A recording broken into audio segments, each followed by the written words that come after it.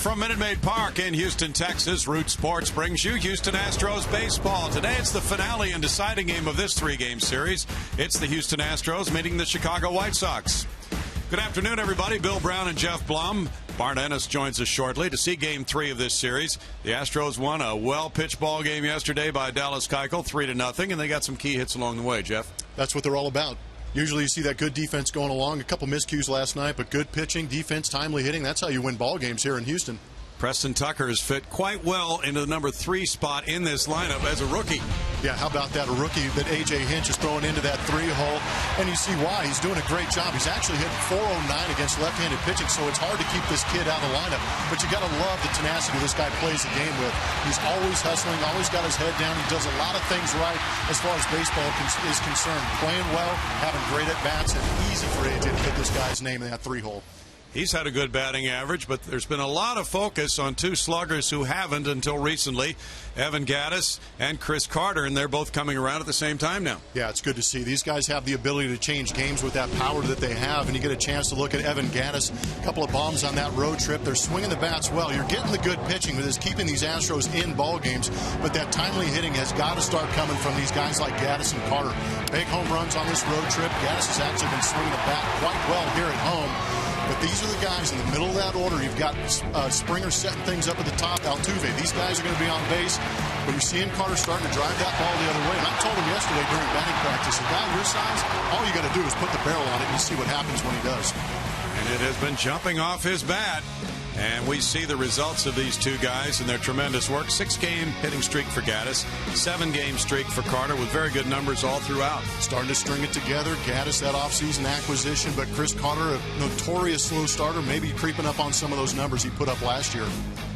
Coming up next, Keuchel Angelo. It was a masterpiece of artistry and precision on the mound yesterday as Dallas Keuchel weaved what might be the finest performance of his career. Blummer and I look back and make the Keuchel case for an all-star selection when we return.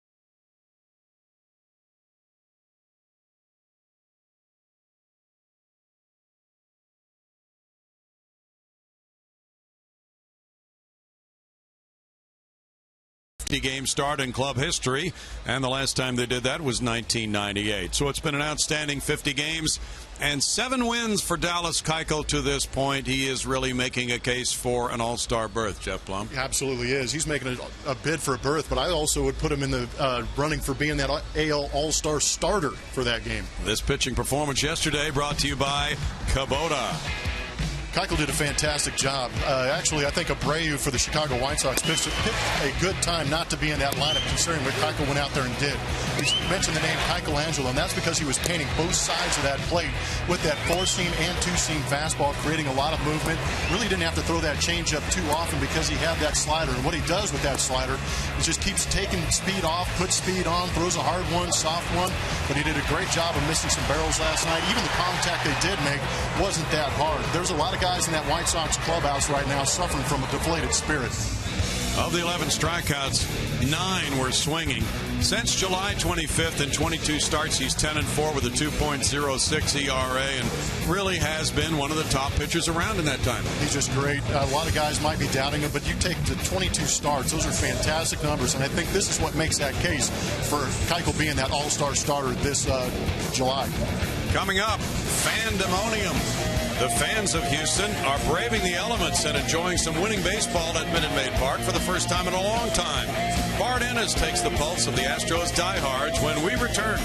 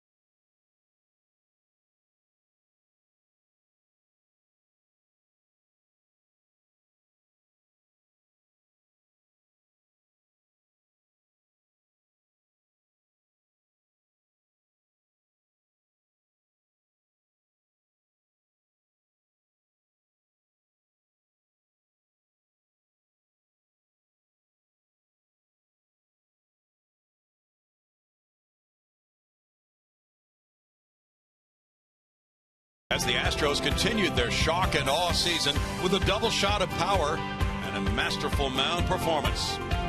Today, the sun shines on Minute Maid. And the first place Astros have only one question to answer. Who will be the hero today?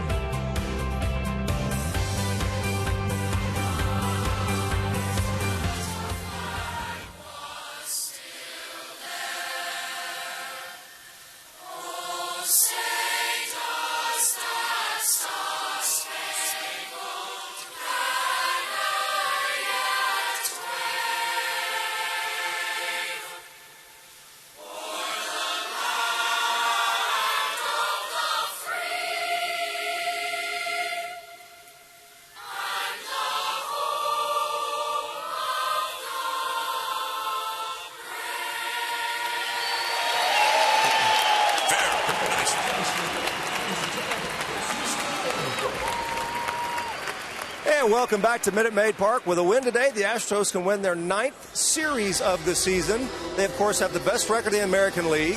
They are 5 games up on the rest of their division. So how does this affect the fans out here now that the Rockets have wrapped up what was a great season for them? We got schools letting out either last week or this coming week. So we're seeing attendance is going up. Friday, even with all the bad weather, just under 26,000. Yesterday, just under 30,000, even with all the bad weather. So the fans are back. They are loving this team. Let's talk to a couple of them now. You guys excited about what this team's doing now? Oh, yeah, very, very excited.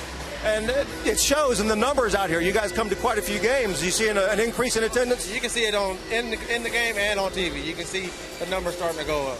And the team overall, they play an exciting brand of baseball you guys love, right? Oh, yeah, very definitely, yeah. Definitely. Can you talk a little bit about your kids now? Your kids are about to get out of school, right? So we're seeing more families, more kids out here. 3 days away from school, kids are loving it. Astros are doing great as a team. Everybody in the stadium is just so hyped. It's just a great atmosphere. Yeah, it's a really different atmosphere this year, isn't it? Oh, yeah, it's great. Birthday boy here, right? Yes, sir. Go Astros! Ah, there you go. We got some fans from Louisiana over here who have not been able to watch the games for a couple of seasons. Yes, thank you, Root, for finally getting us our games. Well, we're glad to have you here. You loving this team so far? Oh, absolutely. It's been great. Really getting into each and every one of the individuals. It's wonderful to see the Astros back on top. Yeah, after 3 difficult seasons, these fans are embracing real good baseball on the field. What's the old adage, Brownie? Winning cures everything? That appears to be the case. It paints a very nice picture. Thank you, Bart. And you are mixing with the people who are here for this Sunday afternoon game, the finale of this series, but 4 games remaining on the homestand with the Orioles coming in starting tomorrow night. Here's the starting lineup now for Robin Ventura's Chicago White Sox. Adam Eaton leads it off. He's the center fielder. Melky Cabrera's in left field with Adam LaRoche at first base. Avisail Garcia in right field. Connor Gillespie, the DH. Alexi Ramirez at shortstop. Gordon Beckham at third. Tyler Flowers, the catcher. Carlos Sanchez at second.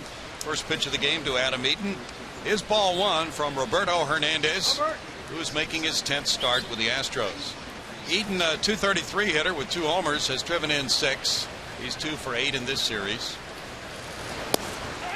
And looks at that one. It's been a 6-day period between starts for Roberto Hernandez, who pitched last Sunday at Detroit. Eaton with a .292 on base average, trying to get things going for the White Sox, who are last in runs scored in the American League with 173. They're 22-26. It's in the air on the left side of the infield. Jonathan Villar, the shortstop, drifting back. And he makes the catch in front of Preston Tucker for out number 1. Just saw him. Roberto Hernandez, Brownie mentioned, making his 10th start. A rough outing last time he went out there. That was out in Detroit 6 days ago. 5 innings, 7 earned runs put on him. The Astros actually ended up coming back and winning that ball game. What's interesting is of late, it's been leaving that fastball up out over the plate. And with that ball tailing back to right-handed hitters, that leads to big numbers. Righty's hitting .283 off him, and he's given up 6 home runs to them. Melky Cabrera takes. There's strike 1 to Cabrera. The left fielder at .242 has 1 homer, 17 runs batted in, but good numbers against Hernandez, 9 for 25. This one brings Villar over to his right. He reaches down, snags it, and throws to Carter. 2 outs. A little bit different defense behind Roberto Hernandez out there in left. Tucker, center field. Marisnick, Springer in right field. On the left side, Luis Valbuena getting back into that lineup. Jonathan Villar moves from third to short. Altuve and Carter on the right side. Jason Castro working with Roberto Hernandez. Infield shifts around for Adam LaRoche, the lefty pull hitter. And LaRoche is 1 for 7 lifetime against Hernandez. He takes it, and it's ball 1. The home plate umpire is David Rackley. 5 homers, 21 driven in, and a .235 average for Adam LaRoche. 35-year-old veteran is 1 for 8 in this series. That's in for a strike, and it evens a count at 1-1. Hernandez at one point had a very sizable winning streak against the White Sox when he was with Cleveland. He's 9-6 against them lifetime. Altuve comes in from the grass in right field and flips him out. That is an 8-pitch first inning for Roberto Hernandez, and a 0 for the veteran right-hander.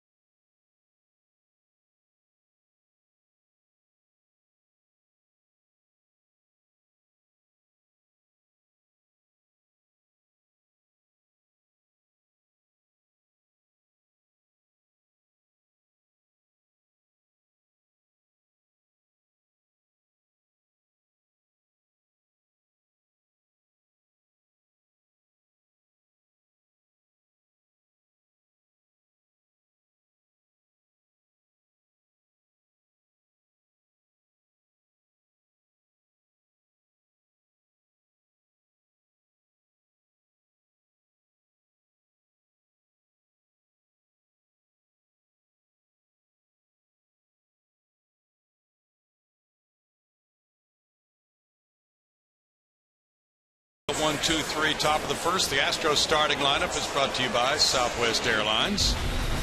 And it is George Springer. They will see him leading off in right field, followed by Jose Altuve at second base. Preston Tucker in left field. The DH is Evan Gattis. It's Chris Carter at first base, Luis Valbuena at third, Jonathan Villar at shortstop, Jason Castro the catcher, Jake Marisnick in center field. John Danks from the Chicago White Sox, left-hander. Another left-hander in this 5-man rotation. 4 are left-handed. Been getting roughed up a little bit. 10th start on the year. Righty's hitting .293 off of John Danks. Throws and gets a swing from George Springer. Strike 1. Springer had .222, has 7 homers, 17 runs batted in. 32 walks, ranking him 4th in the American League. He looks at that one in the dirt. 1-1, and the on-base average for George Springer is .349 for the season. John Danks was born in Austin, Texas, went to Round Rock High School. He's 30 years old now. Bouncing that when he falls behind, 2-1. He had a 13-win season in 09 for the White Sox, followed that up with a 15-11 year in 2010. He had left shoulder surgery in 2012. Last year he bounced back to go 11-11. He gets strike 2, and it's 2 balls, 2 strikes. For Danks' career, he's won 74 and lost 89 with a 4.33 ERA. That's a foul ball. And he talked about his most recent outing. That was a no decision at Toronto Tuesday. And a 10-9 loss. He gave up 7 hits and 6 earned runs in 5 innings. This is his 10th start of the year, as it is Roberto Hernandez's 10th of the year. Strikeout of Springer. 1 out. That's the 1,000th strikeout of John Danks' career. Not bad. See who's playing behind John Danks. Out there in left field, Melky Cabrera. Center field, Adam Eaton. Out there in right field, Avisail Garcia. On the left side of the infield, Gordon Beckham having himself a good series. Alexi Ramirez at short, Carlos Sanchez and Adam LaRoche on the right side. Tyler Flowers, after a day off, back behind home plate working with John Banks. Jose Altuve comes up next. Fouls it back. There's strike one to Altuve. 297 hitter with 5 homers, 25 runs batted in. He's hit 400 against lefties. As Jeff mentioned, the Astros are seeing their 3rd straight lefty starter from the White Sox in this series. And the breaking pitch stays outside. Altuve's 2 for 8 in this series. And he's tied for 5th in the league in hits with 60. It's a fly ball out toward right center field. Garcia moving over to his right. Eaton calls him off it. 2 outs. And they talk about that play. It's not a very even matchup. Garcia is a massive human being. Yes, he is. Get moving pretty quick. Adam Eaton's going to lose that fight. Banks has never beaten the Astros in his career. 0-3 with a 9.15 ERA. He's had some rough games here at Minute Maid Park. He's 0-2 with a 9.28 ERA and 2 career starts in this ballpark. Preston Tucker rips one. That'll go foul into the upper deck. Strike one. Frisky on that pitch. Yes. There aren't too many hit up there. Tucker at 328 has 2 homers, 8 runs batted in, 3-game hitting streak. He looks at that one for a ball, 1-1. Quite a compliment to this young man that he has been in there against lefties, and he's hit over 400 against them.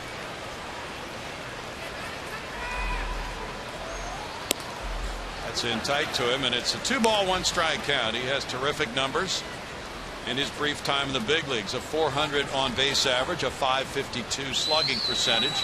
For Tucker, he's had 58 major league at bats. Banks gets it by him and takes the count to 2-2. Banks is in 10th place on the all-time strikeout list for the White Sox.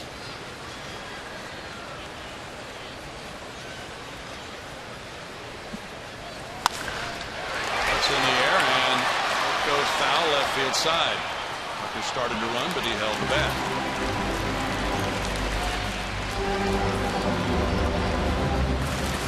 Youth groups are out today. We got our Orbit birthday glasses, Plummer. Finally. What have they been waiting for? I'll put them on if you put them on. Oh, yeah. Put those on next inning. We'll let the excitement and suspense build a little while for that. Foul straight back. Well, the Astros won it yesterday, 3-0. The White Sox took the opener in 11, 6-3. So this is the deciding game of this series. White Sox will go on to play the Texas Rangers in Arlington next. While the Astros begin that brand new series tomorrow night at 7:10 against Baltimore. It's Brett Oberholzer and Ubaldo Jimenez tomorrow night at 7:10. Broken bat pop-up, and the second baseman Sanchez handles it for out number 3. Both pitchers have a spotless first inning. We go to the second in a moment.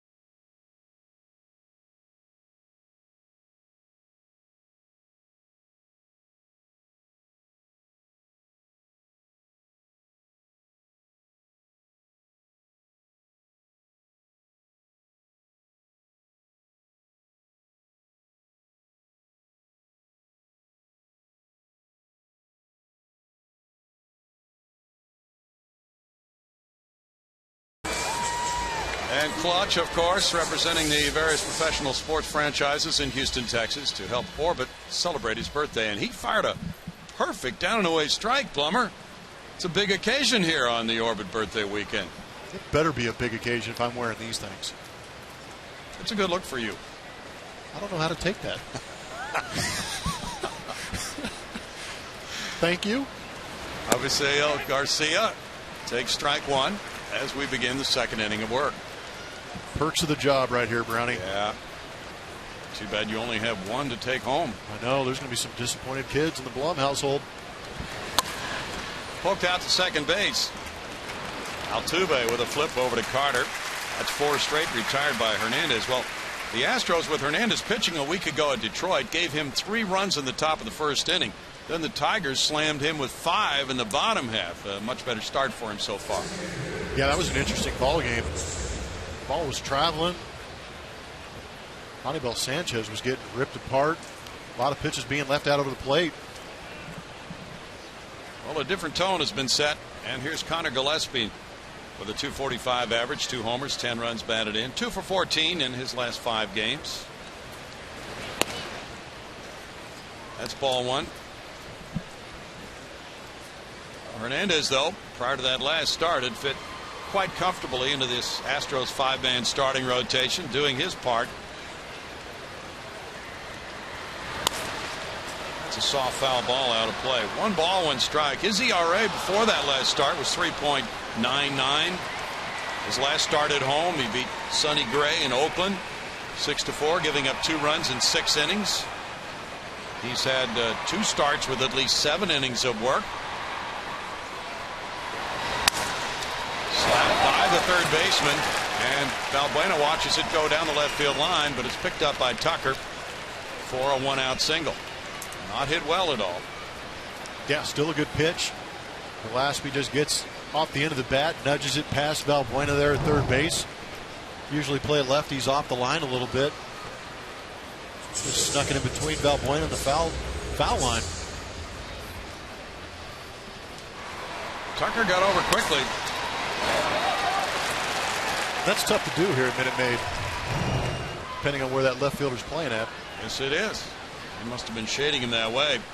Alexi Ramirez, 1 for 8 in this series, taking all the way, and it's strike 1. Ramirez at .232 has 2 homers, 20 runs batted in. He won the Silver Slugger Award as the best hitting shortstop in the American League last year. Double play depth for VR and Altuve.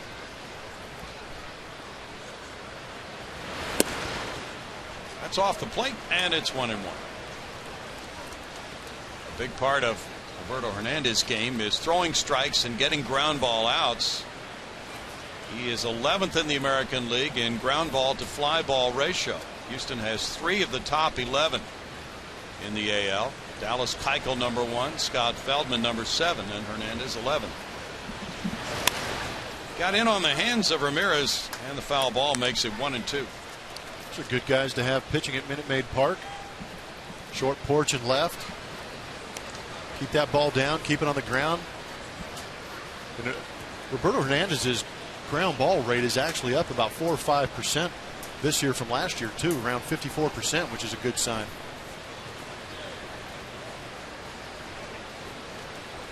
Shooting for career win #70 today. Swing and a miss at a pitch way upstairs. A foul tip, actually, for a strikeout.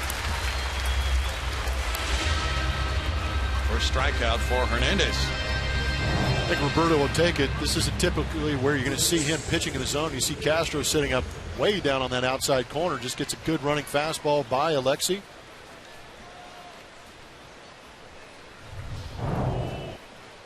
Now it's Gordon Beckham.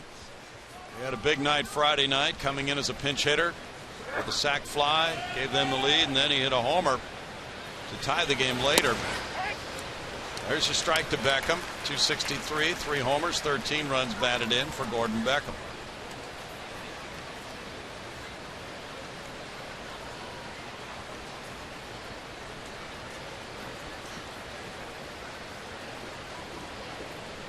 Tyler Flowers is on deck.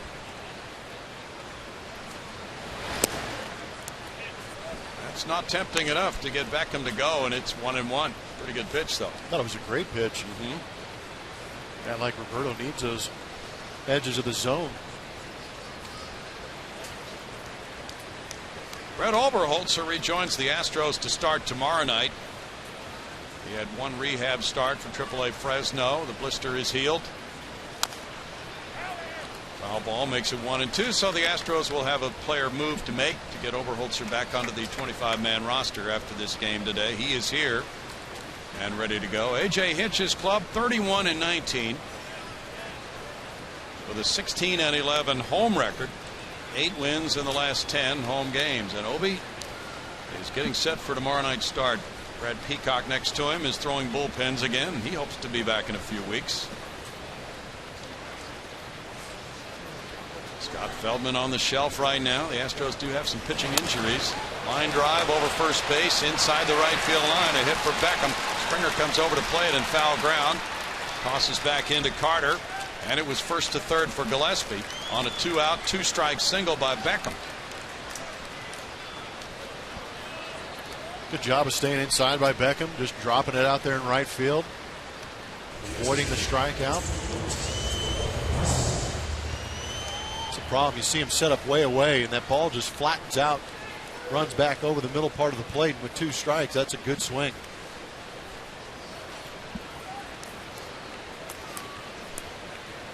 Good job by George coming over and cutting that off, too. Don't let it rattle around. Make sure you get it back in. Stop the base runners. Tyler Flowers bats now. He was 0 for 5 Friday night.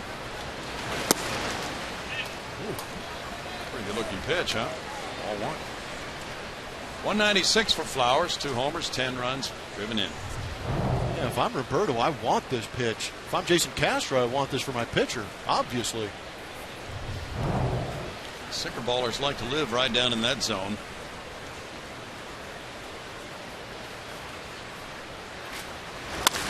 Bouncer up the middle and on through into center field. 1-0 Sox. Flowers delivering his 11th run batted in with the single. Yeah, that can be problematic for a sinker baller if he has to come up with the pitch. Sometimes he doesn't get the downward movement, and that can lead to problems.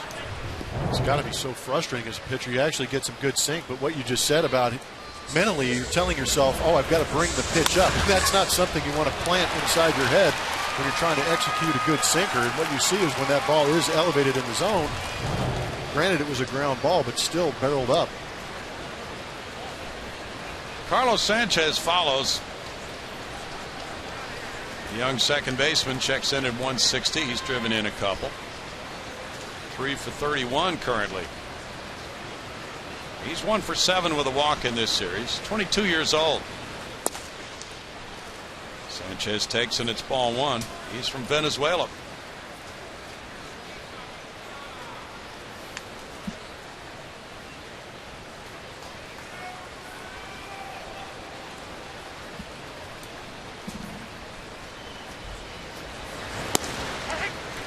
In for a strike. That makes it 1-1. He is from Jose Altuve's hometown of Maracay in Venezuela.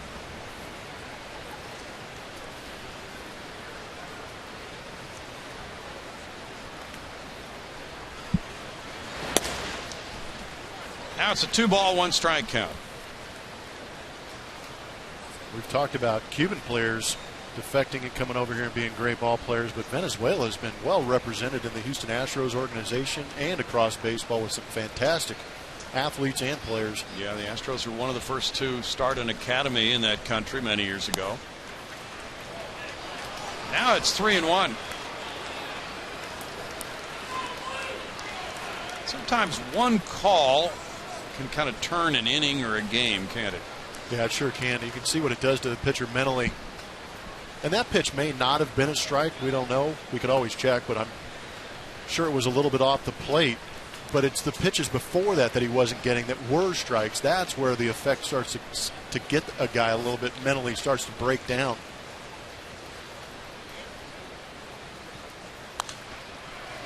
Fouled away, and it's 3 balls, 2 strikes.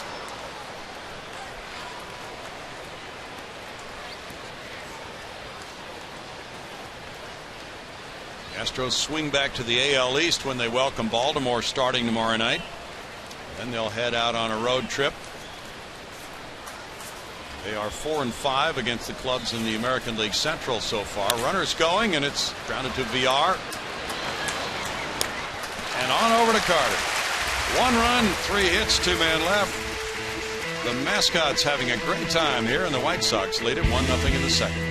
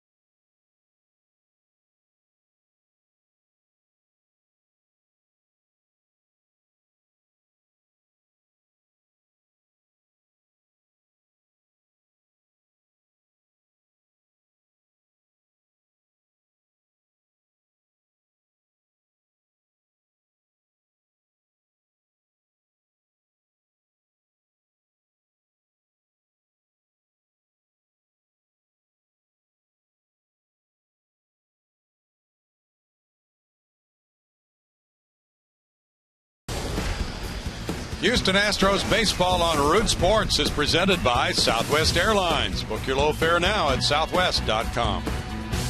Nice day for kayaking down one of the bayous, but watch it out there. Trouble could spring up at any moment. Any moment you could end up in the Gulf of Mexico. Sure could. Evan Gattis leads it off against John Danks. 1-0 White Sox. There's ball 1 to Gattis. .230 batting average, 11 homers, 31 runs batted in. And the numbers are improving by the day for Evan, who's put together a nice 6-game hitting streak. He's 4 for 9 with a homer this weekend. He fouls that one back, and that takes the count to 1-1 on the big slugger. 6-game hitting streak, 12 for 25. This is his longest streak of the young season. Second longest of his career. He had a 20-game streak last year. This is nothing. Ground ball. And Alexi Ramirez throws him out. 1 out. And John Danks has retired the first 4 in a row. And he'll move on to Chris Carter next. Carter and Gattis have both gotten hot at the same time. Carter's on a 7-game hitting streak. He's gone 9 for 25. 3 for 7 with a homer this weekend. 188, 8 homers, 27 runs batted in this season.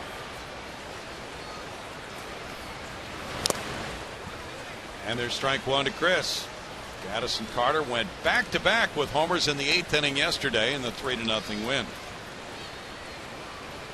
Carter has a .338 lifetime batting average against the White Sox with 7 homers, 15 runs batted in. Fouls that one back, and it's 0-2. They drafted him.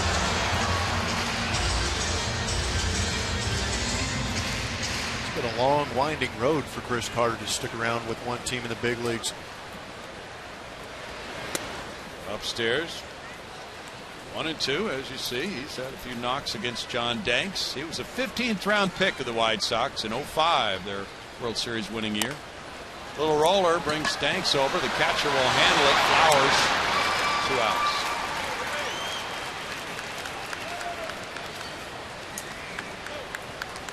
Seen a little bit better command from John Danks here early on in this game than we had been hearing about. He's always had a tough time controlling and commanding that fastball. The changeup has been left up out of the plate and been getting hit pretty hard. It's early. 2 outs, and it's Luis Valbuena. Valbuena's 0 for 5 in this series. Friday night he got the start. He doesn't always play against lefties.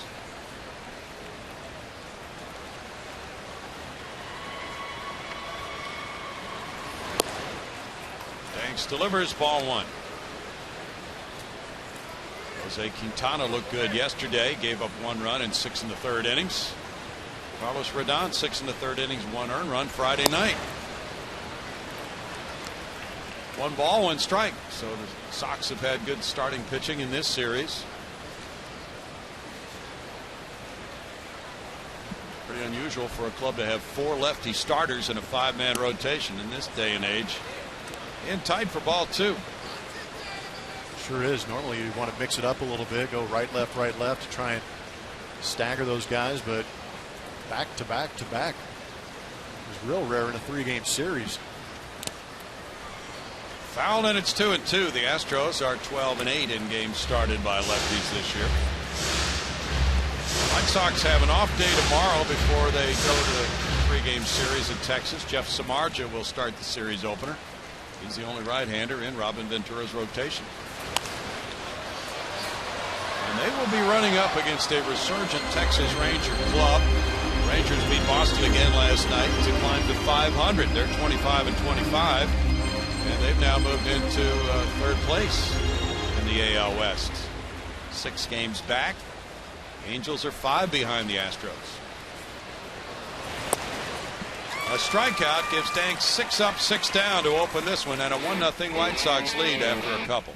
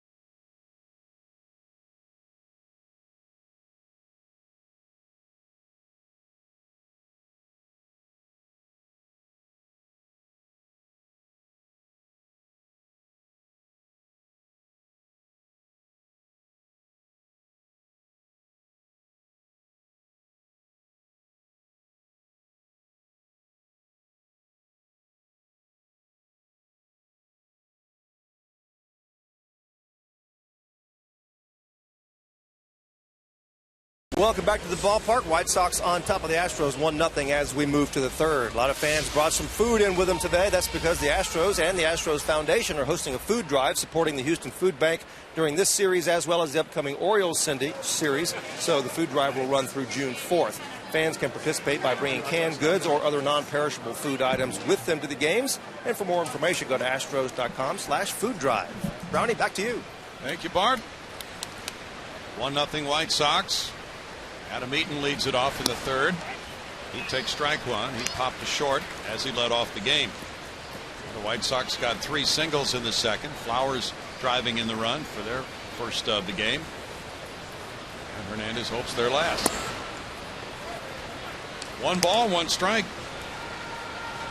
We talked about the Astros and how they have fared against the rest of the American League outside their division and the other teams, in fact, in the AL West.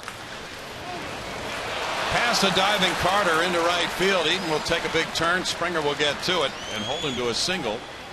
4 hits for the White Sox.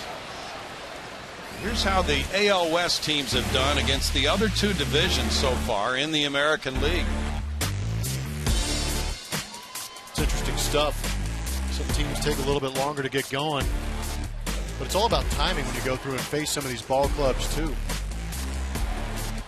So 49-48 against the rest of the American League, 9-11 against the National League. This may not be the weak sister division that some people have the AL West cracked up to be. Yeah, they're projecting that, but I don't know how you can do that with some of the offseason moves over the last couple of years that these teams in the West have made, and as well as the pitching is. I just think it's going to come down to who beats up on who the most in this division. That's a very good point. In this day and age, I mean, you want to play well outside your division, but in order to win your division, you have to beat them. Melky Cabrera with Marisnik moving to his left. Grounded out first time up, and the throw goes to first. Eaton is 1 for 3 in steals.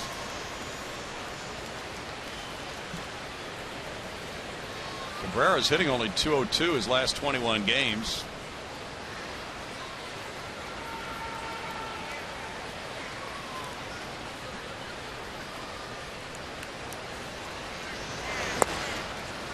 There's ball 1 to Cabrera. We hear talk around the White Sox crew that they are a better club than this. They are 22-26. Last in runs scored, last in total bases, last in slugging percentage. Right now they are without their big slugger, Jose Abreu, who's had inflammation in his right index finger. Obviously, Garcia missed 5 games before coming to this series. 1 ball, 1 strike, so that could be a part of it. Injuries, cold weather, long road trips like they're on now. Yeah. It's a lot of things going against them right now. Well, they're last in homers in the American League with 31. The Astros are first in the majors with 68. But in this weekend series, the Astros were held homerless Friday night. They hit the 2 back-to-back shots in the 8th inning yesterday. They're still within striking distance. They could get hot and sneak into this race big time in the Central. Ground ball goes foul. Absolutely. 1 and 2. And Comiskey's not a bad place to hit. Eventually, when things start to warm up and these guys get comfortable and healthy again, they're going to be just fine. Well, currently, Sox are in the basement, 7.5 games out. That little youngster doesn't care much about where they are, though, right now. That was pure joy at the ballpark. Eaton takes off. There's a fly ball deep to left field. Tucker churning. It's back over his head. It clangs off the wall. He picks it up on the warning track. Stop sign at third for Eaton, and a double for Cabrera. Very well played by Tucker, who got back, and then he trapped the ball coming off the big board. But at second and third, nobody out on Cabrera's 4th double. It's only Cabrera's 5th extra base hit on the season. Sinker on the outside corner, just go with it, especially here at Minute Maid Park. Take advantage of that shallow Crawford box. Actually got a pretty good bounce off that scoreboard. That thing, when it goes out there, it could go anywhere, but Tucker corrals it nicely, gets a good strong throw in. Well, the Astros will play the infielders back. They're in an overshift on LaRoche. Buena's in fairly tight at third. And it's ball 1. He grounded out to Altuve at second in the 1st inning. And they're trying to guard against a big inning with the number 3 hitter batting here, so they'll concede that run from third with nobody out. It's 2-0 now with Garcia on deck. Hernandez has given up 5 hits.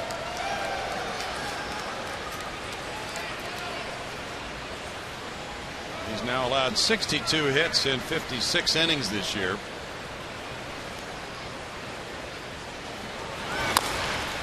Grounded foul, and it's a 2-1 count to LaRoche.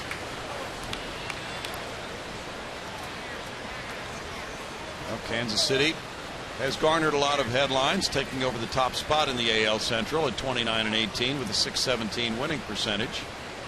But the Astros currently have the best winning percentage in the American League at .620 with 31-19. 3 balls and a strike.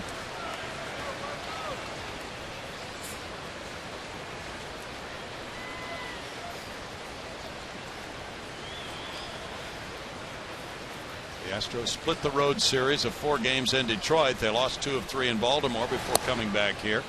There's a walk to load the bases. Bases loaded, nobody out for Garcia.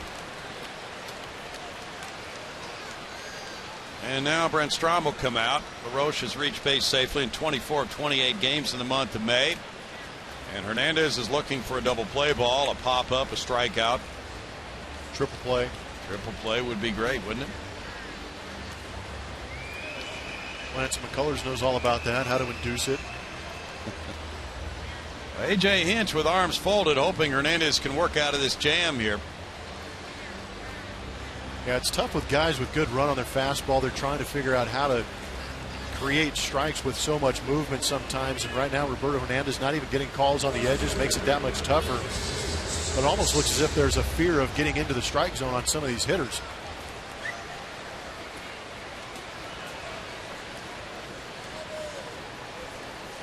Garcia is always dangerous.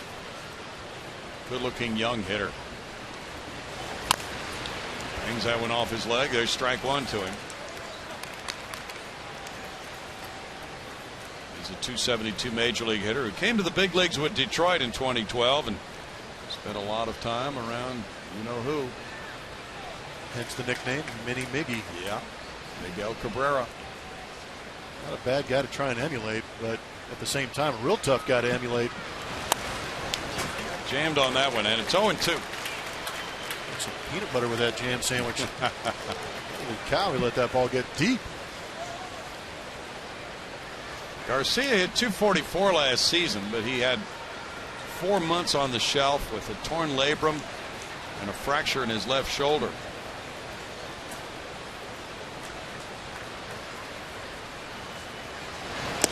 That one almost clipped him.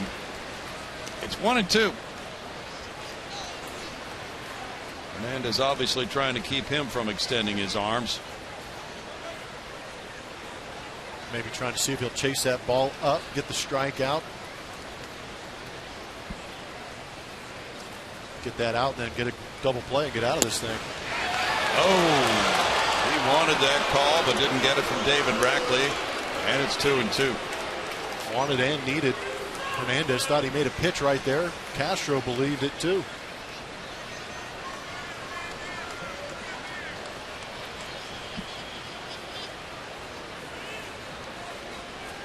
That's the kind of call that can turn around an inning. And that's what we're talking about. He needs those pitches to be called. In the air to center field. Marisnick hustling in. The runner tagging at third. Here's the throw toward the plate. Not deep enough. And the throw is right there on the money. 1 out. Hernandez comes back to get Garcia. You know, so often we talk about how good a guy is defensively because of how much ground he can cover and the great plays he makes. But with this Astros outfield, their ability and their speed to get to these fly balls, get behind him and show a good strong arm is what makes them that much better also. Adam Eaton didn't even think about trying to come home or attempt. No. Good strong arm for Marisnick. And now it's Connor Gillespie. He singled to left in the second inning.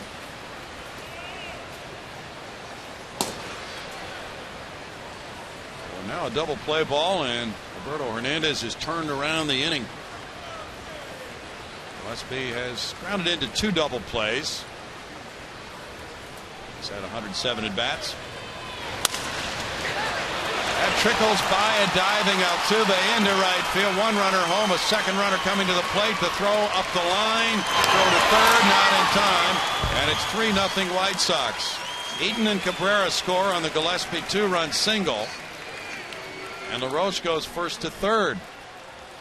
That ball not hit hard at all. Nope, that infield playing in at that double play depth makes it tough for infielders to cover those angles. Gillespie actually got way around this pitch, down and away, but that infield drawn in a little bit, sneaks it through, and like you said, it was hit slow enough to where George Springer wasn't able to come up and fire and get that runner at home.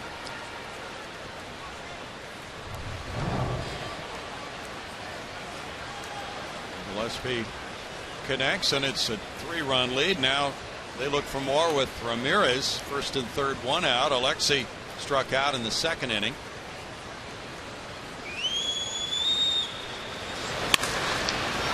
Ball, strike one. Gordon Beckham on deck.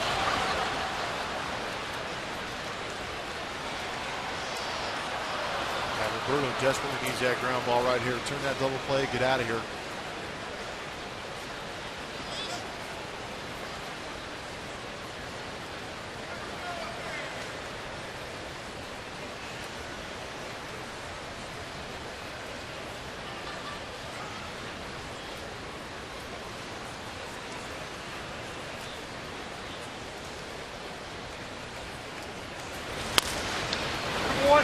No balls, 2 strikes to Ramirez.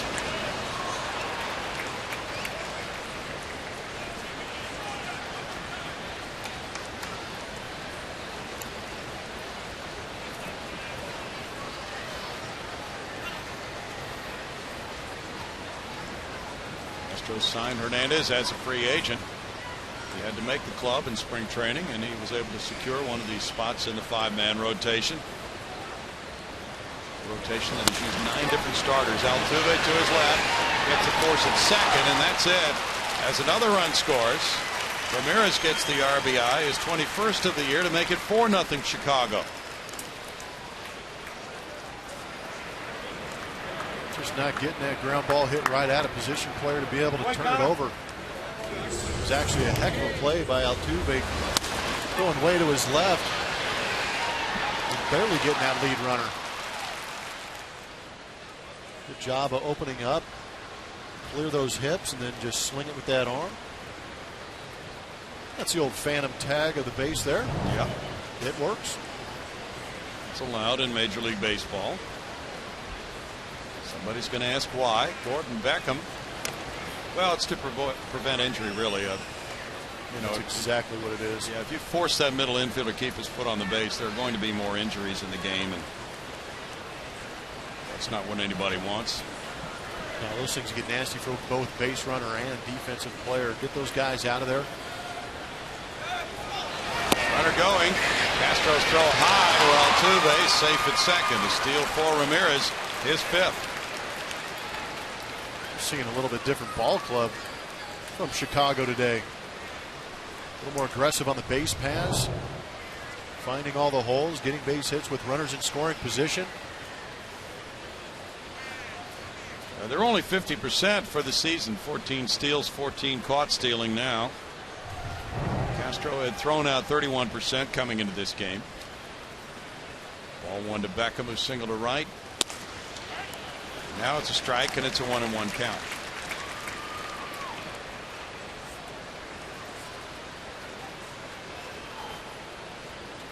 Dallas Keuchel's complete game gave the bullpen a rest yesterday afternoon. Ground ball third. Valbuena throws to Carter, and the Sox come up with a 3-run third inning on 3 hits. They leave a man, and it's 4-0.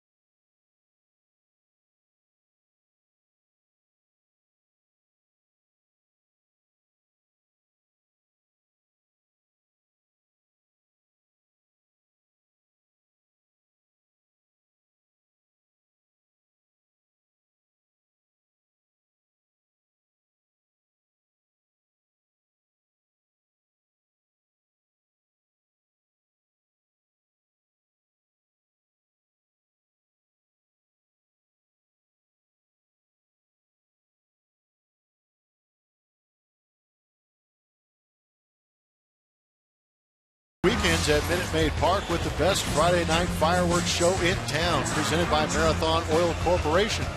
The next fireworks feast is Friday, June 12th, when the Astros take on the Mariners. For more information, visit astros.com/fireworks or call 1-877-9-ASTROS. Well, the mascots have been chasing each other on the field. Orbit was taken down by Toro. Thank goodness. Oh, break it down for you in slow-mo. Cross-body block. Pretty effective. Is that an allowed tackle in the National Football League? Only on aliens. Okay. Jonathan Villar takes ball 1. 4-0 White Sox. 264 for Villar with 6 runs batted in. But he's picked up the pace the last 16 games. He looks at that, and it's a 1-ball-1-strike count on Villar. Villar's a 263 hitter, right-handed, 265 left-handed. Right-handed hitters have done much more damage against Danks this season. 8 home runs of the 9 surrendered by Danks have come from the guys who bat from the right side. This bat will need to be replaced, it appears. Another broken bat. It's a game of adjustments. It certainly is.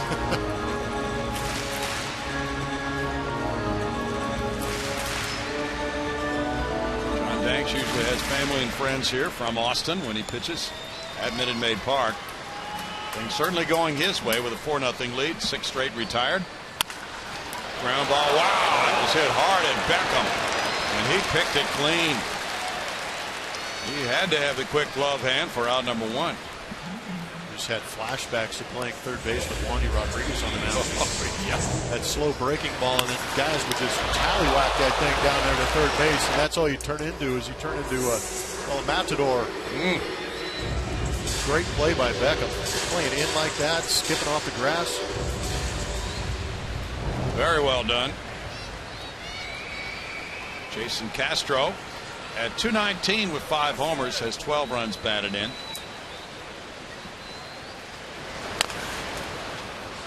That one rolls foul. Strike 1 to Castro with Jake Marisnick on deck.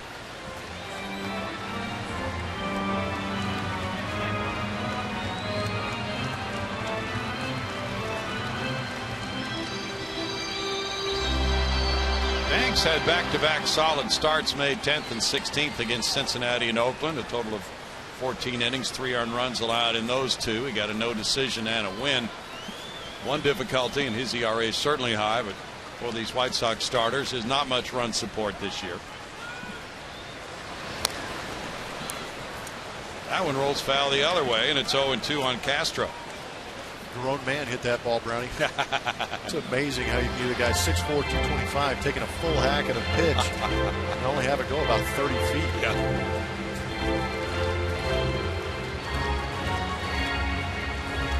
Well, I teach an entire physics class on something like that. No doubt.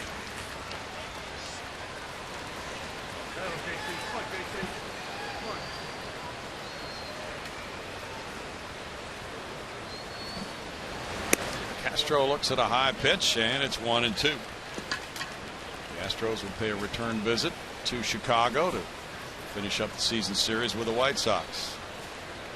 It's on the next road trip, right? Yep. Toronto, Chicago.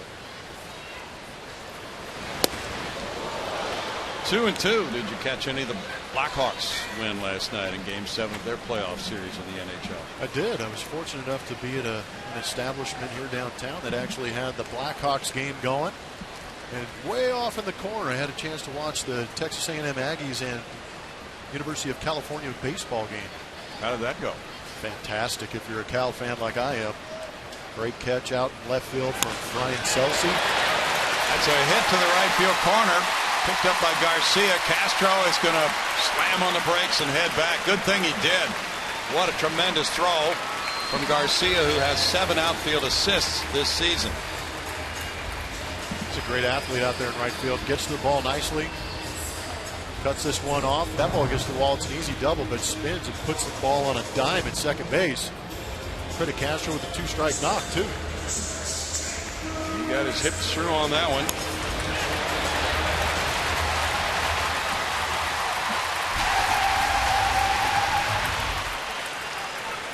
He's aboard for Jake Marisnick now.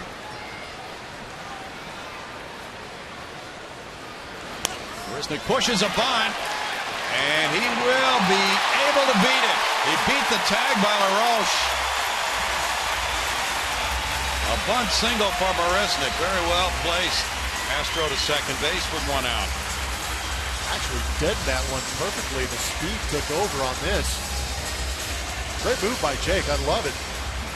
Hits haven't been easy for him to come by. You create situations with that speed. Right now, he used that bunt. Get himself on base. Get that batting average up and move Castro along. Roach actually made a pretty good choice to try and come and get that ball and cut Marisnick off, but really no chance as fast as Marisnick can run. Yeah, LaRoche did everything he could and almost got him.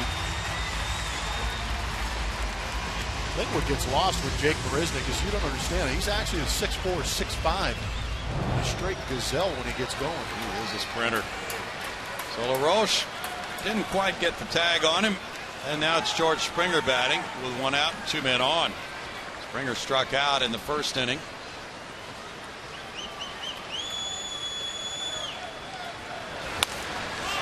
Puts this one in the air, and the catcher Flowers comes over for it. Will not have a shot. Strike one on Springer. Boy, a bunt hit like that. Very good idea for Marisnick, as you pointed out. He was 1 for 16 on the last road trip, 1 for 6 on this homestand. He used his brain and his legs to get a rally to continue a little bit. Now hopefully Springer can build on that with Altuve behind him.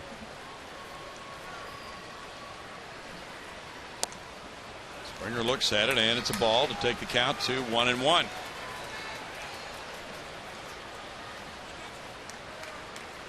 So much has been made of the Astros' home run hitting prowess, but they have also from time to time played some small ball this season.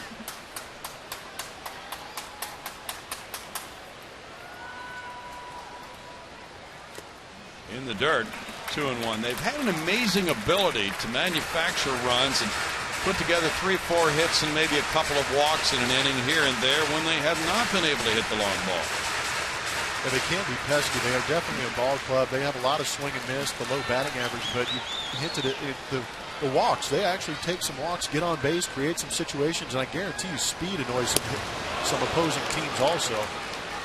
But 2 balls, 2 strikes. And they're always a threat.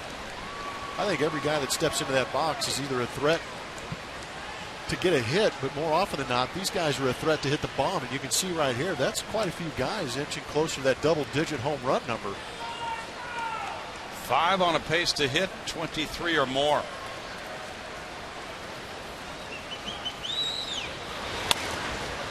Soft pop-up goes back out of play. Springer just took a massive swing on the pitch before this last one. That was a good pitch to hit right there. 2 strikes. Look at those 2 pitches right down the middle that Springer's fouled off. Crowds have been really building and getting more and more into what this Astros team has been doing.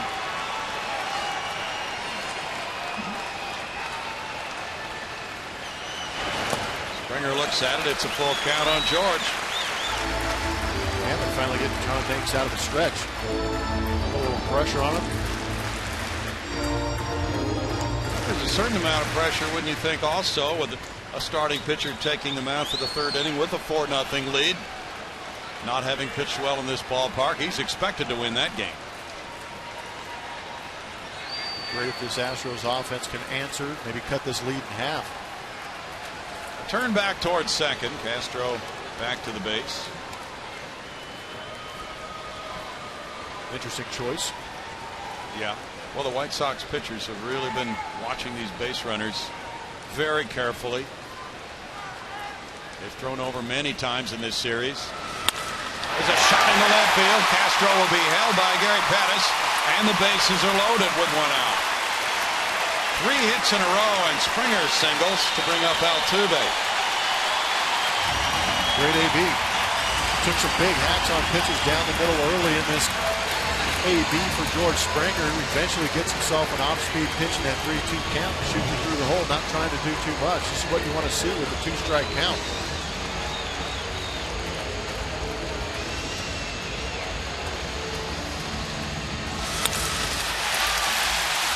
Which sets up a real interesting situation with Altuve, who hits lefties extremely well, hits great with runners in scoring position.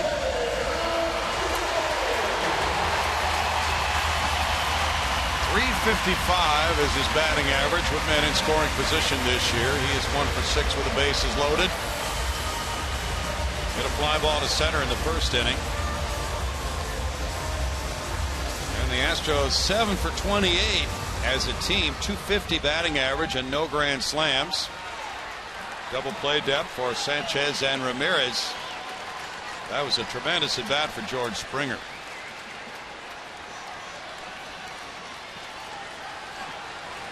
Throws a pitch anywhere near the strike zone, Altuve is going to be hyper aggressive on this.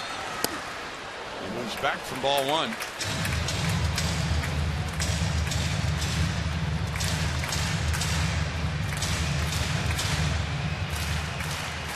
Right-handed batters have a .571 slugging percentage against John Danks this season. His ground ball percentage is down quite a bit from last year.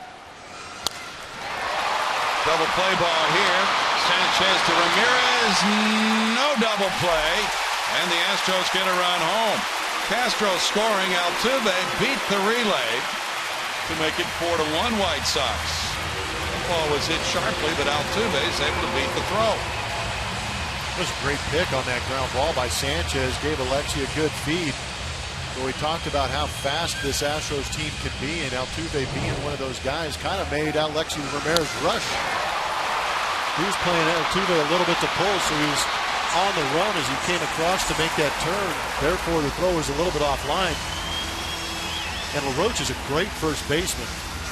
See if he does everything he can to stay on that base as long as he can to try and get that call.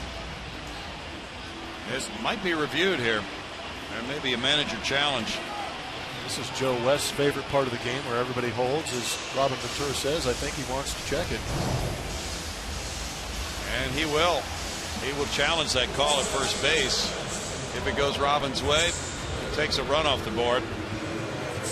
And that's why he's checking it, too. You got to pick your spots when you go out there. We saw A.J. Hinch challenging a steal last night late in the game, which would have put a runner in scoring position. It's a great look at it. I think Robin may have a call here. He might. Terrific play by LaRoche. This is a big situation, keeping a run off the board. That toe is still on the base for me, and the ball in the glove. That's the way it looks. It's a tremendous angle there on Supermo. It's a great job of LaRoche getting to the bag, finding it, keeping that foot on there, and adjusting to the throw. Didn't stride out too early. The umpire on the left is Rob Drake. He made the call at first base. The crew chief, Joe West, is the other umpire. Both on the headsets to New York. That's a tremendous play by LaRoche at first.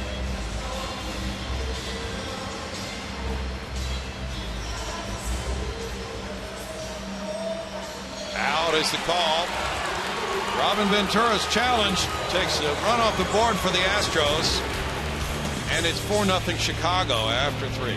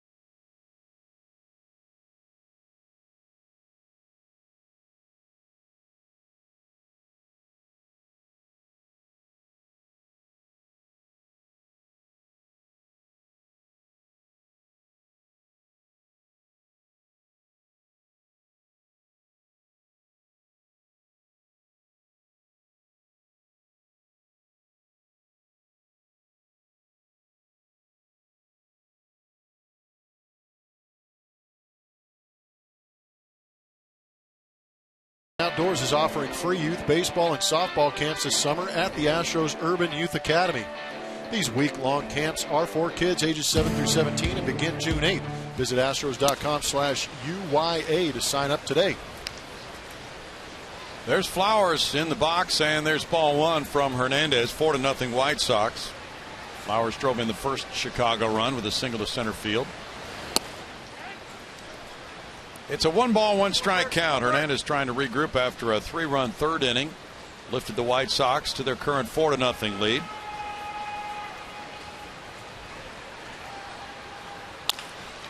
Chops one to shortstop. Charged by VR. 1 out. This could be the day Michael Phillies makes his major league debut, the way this game is headed right now. That is a very good point. Pitch count rising here in the fourth inning for Roberto Hernandez and the runs. That'll be a good time to see the young man bring that fastball. Carlos Sanchez bounced out, leaving 2 men on in the second inning. Strike one. Well, wait a minute. Feliz has made a debut. Thought he was a pitcher. Catching Orbit's first pitch. He's actually got a pretty good frame job. That'll get him good analytics. No balls and 2 strikes. Now the Astros are in a long string of games until their next day off comes around on the schedule.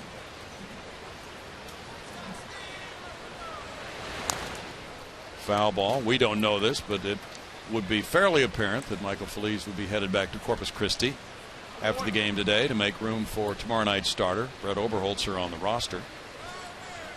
Nice to get the kid in the game.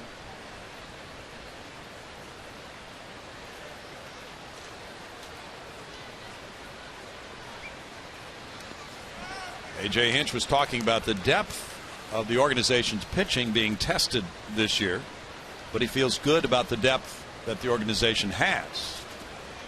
9 different starting pitchers have been used already. There's Feliz. Struck him out.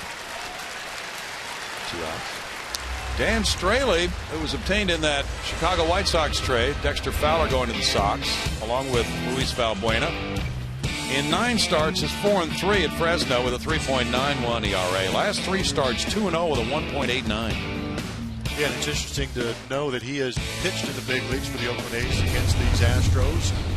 And he's on the 40-man roster, so definitely an option that can't be overlooked, especially as well as he's been pitching of late. And with those injuries that you're talking about, Brownie.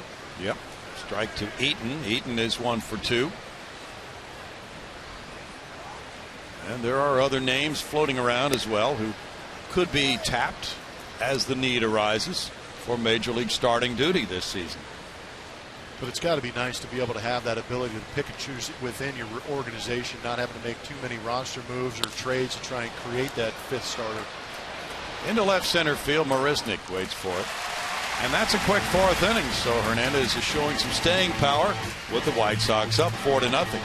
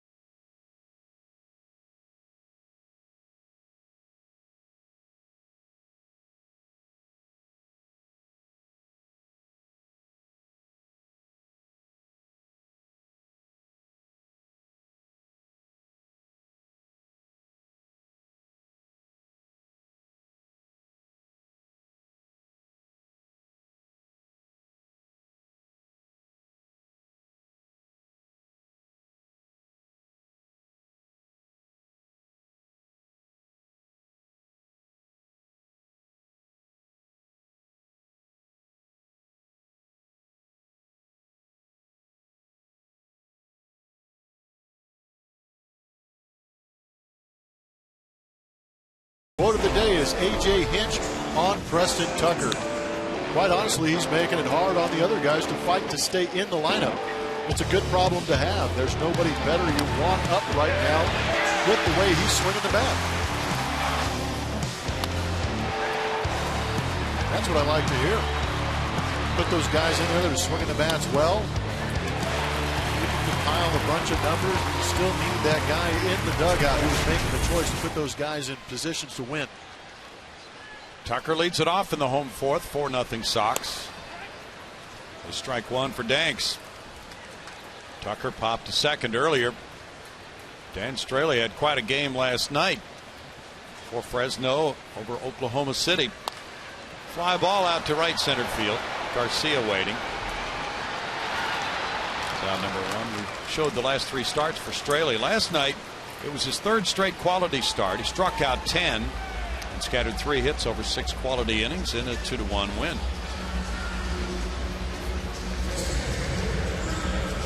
That's one out, and it's Evan Gattis who grounded a shortstop coming up next. And then there's the game of Derek Fisher last night. Oh, my. He set a Cal League record with 12 runs batted in. It was his high A debut. He just got promoted, and he homered in each of his first 3 at bats, including 2 grand slams. A couple of 4-pointers in there for Derek Fisher. LaRoche with the pitcher covering leads Danks with the toss, and they get Gattis. 2 outs. What a night for Derek Fisher. It's amazing. We've already seen one game with Singleton with 10 RBIs. Now you get to see a game where Derek Fisher lights it up and gets 12 RBIs.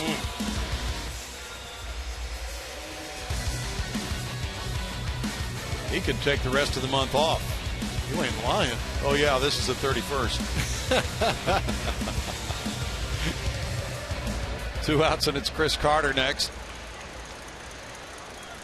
Carter rolled out earlier. Well, those are big numbers. 10 RBI game, a 12 RBI game. Strike to Carter.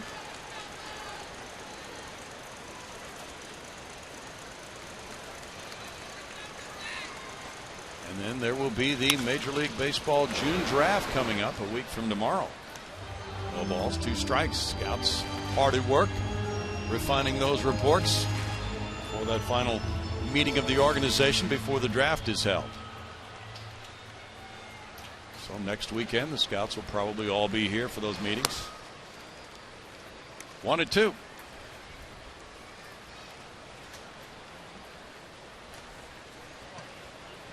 It's always a good time. MLB's actually turned it into quite the production. Liner to left center field in the gap. Carter heads for second base. That's a 2-out double and an 8-game hitting streak for Carter. 4th double of the year for Chris.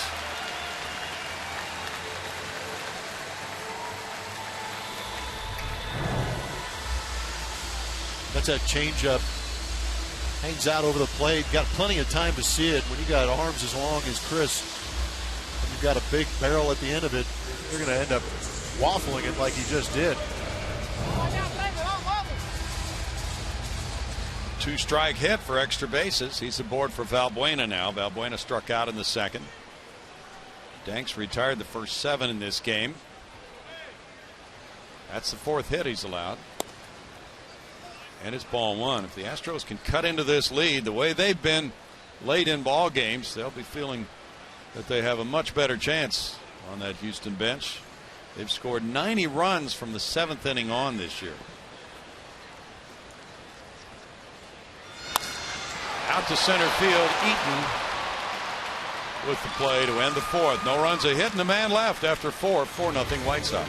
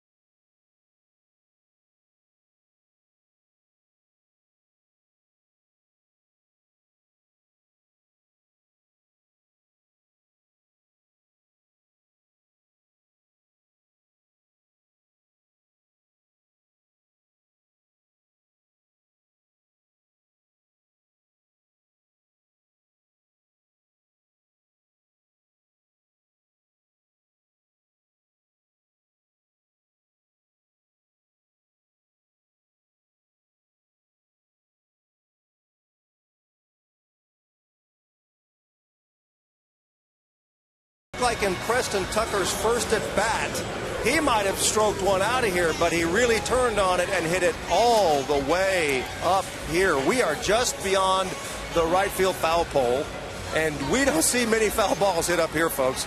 Mike Lancaster was able to corral this thing as it ricocheted up here like a mortar round. Nice job to jump on it. Well, thank you very much. I got a good jump on it. Yeah, you did get a good jump. And who's got the ball? That is Ryan, my oldest son, and the three of them are going to have to fight over the ball. Gotcha. So that's where you are now. The kids get everything. Absolutely. Yeah, that's the way it goes.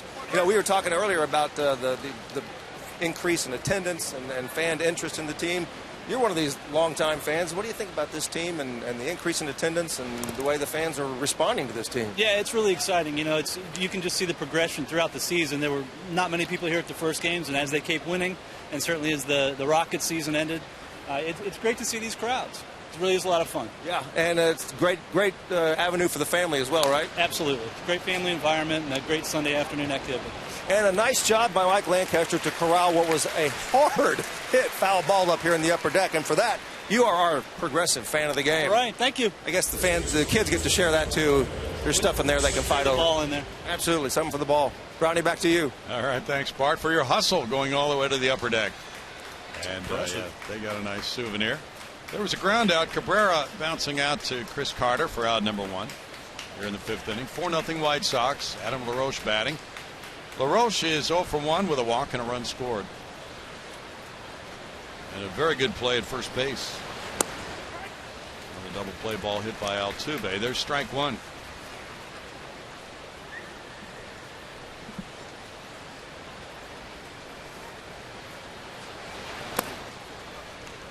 One ball, one strike. You pointed out what a good first baseman LaRoche has been, and he just displayed that by that long stretch and keeping his right foot on the base. Well, he extended as far out as possible.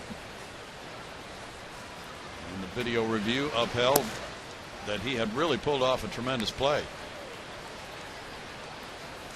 Such a luxury to have those guys over at first base that you can rely on. Don't have to panic as an infielder throwing the ball over there. You're not going to be perfect every time. Yet these guys at first base who are good with the glove make you look like it. He struck out. Nope, that's strike 2. Have you worked with a first baseman who wasn't so adept and you felt like you had to throw it chest high, and what a difference that would make in your... Put me on the spot, Brownie. Yeah. Not to name him, but just... Yeah. You know, by contrast. No, there have been some guys over there that were questionable, to say the least, and you'd had to put a little more emphasis on throwing it into that so-called window so they didn't have to move too much or think about how to make a great play on it. But I was fortunate when I was here in Houston with Lance and Jeff Bagwell, 2 great first basemen, good glove guys. Picked me up quite a bit. 3-2. Baggy was funny about it. He's not a tall human being. But I came over and he said, look, you throw it over my head, that's on you. You throw it low, I'll get you. So I knew immediately that if I keep the ball down, bounce it in the dirt, he was going to do a good job of picking it. But if I threw it over his head, he was going to point right at me and go, oh, that's yours. I wonder if he told Cammy that. Yeah, Cam was a little bit bigger than I was. Maybe he liked Cam better than he liked me. Cammy would test the abilities of any first baseman to catch a low bouncing throw. That rocket arm he had. He did have a cannon. He liked showing that thing off. Mm-hmm. Yeah, he'd wait a couple of steps on the runner and then unleash that monstrous throw. Yeah, when I was in San Diego for those 3 years, we actually go back into the archives, and they had some old tape of Tony Gwynn that we would watch hitting, but there were a lot of times, even Gary Sheffield, but we would watch Caminiti's defensive highlight films, and they were as entertaining as anything I've seen on the baseball field. Fly ball out to right center field. Marisnik coming over. Springer's there. Springer peels off. 2 outs. That was the 75th pitch of the game for Hernandez, who's now settling down after giving up 1 in the 2nd and 3 in the 3rd. He's retired 6 in a row. And it's Garcia batting now. He's 0 for 2.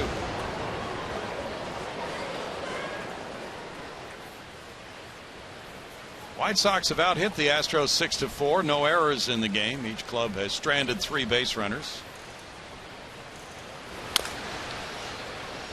That's strike 1.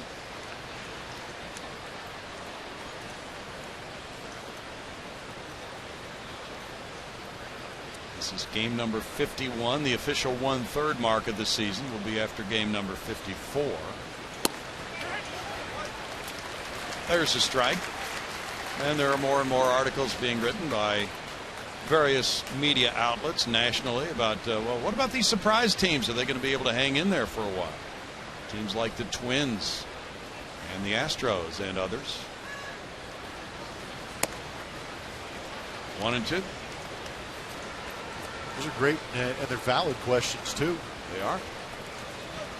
But the beauty of baseball is you got to go out there every day and perform.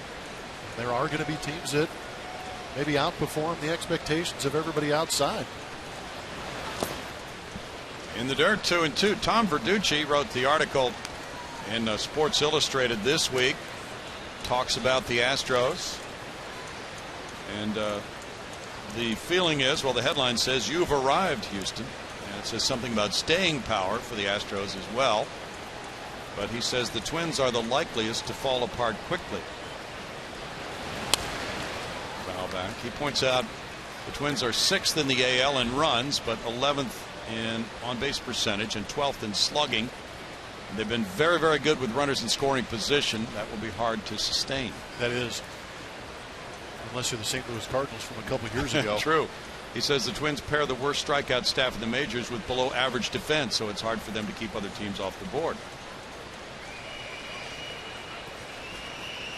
You can't say the Astros really have those characteristics right now. They have not hit well with men in scoring position. .230. They have an excellent defensive team.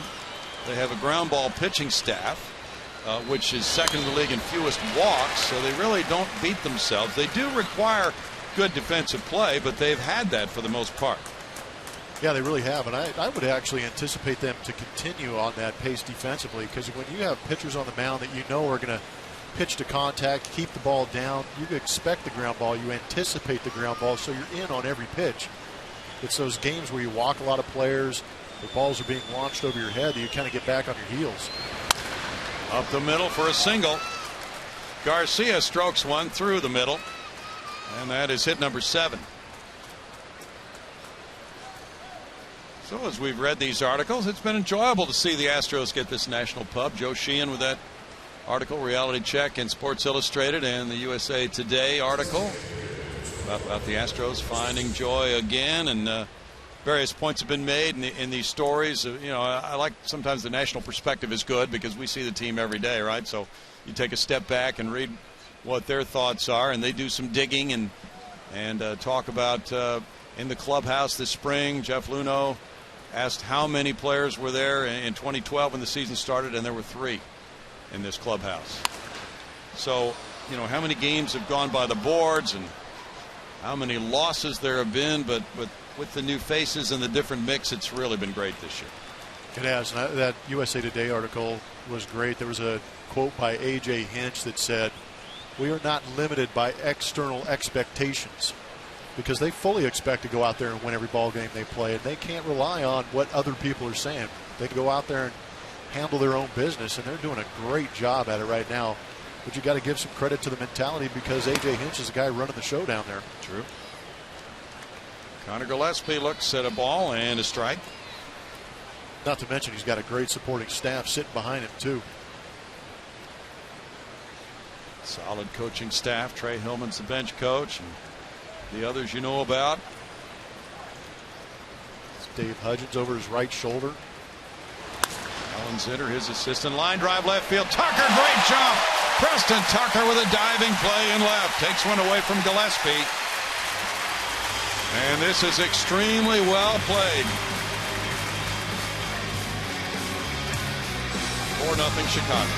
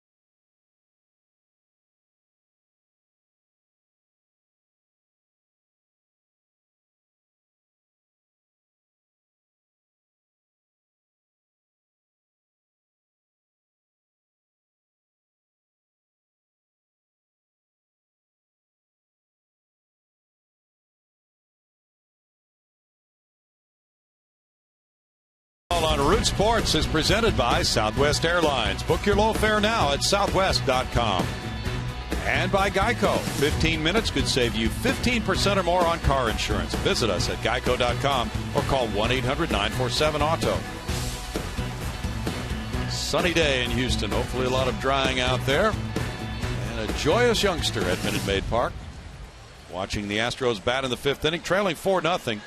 Jonathan VR hit a smash to third base, but Gordon Beckham made a terrific play to get him first time up. Ball 1 to VR with Castro and Marisnik to follow in the Astros 5th against John Danks. In the air and out of play. 1-1 for John Danks, who has not worked more than 6 innings in any of his previous 4 starts against the Astros. Last year he made 2 starts against Houston. He lost here May 18th, 8-2, giving up 7 earned runs in 4 2/3 innings. And he got a no decision in Chicago, giving up 7 more earned runs in 4 1/3 that time. So today has gone much better than any start John Danks has ever had against the Astros. 2-1. Foul back, and it's 2-2 to VR. Danks on the road this year has a 6.93 ERA for 5 starts, 1 win and 3 losses. When's that guy going to show up? Yeah.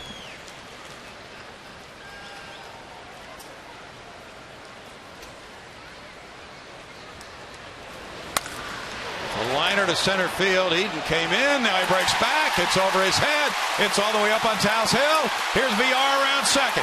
Can he go all the way? Gary Sheffield's going to send him, or Gary Pettis. Here's the throw to the plate, and the bounce and the tag, and he's out. VR is out at home. Trying for an inside the Parker. It rolls up on Taos Hill.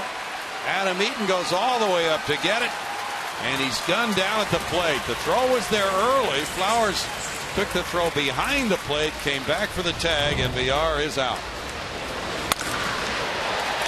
That was an absolute laser to center field.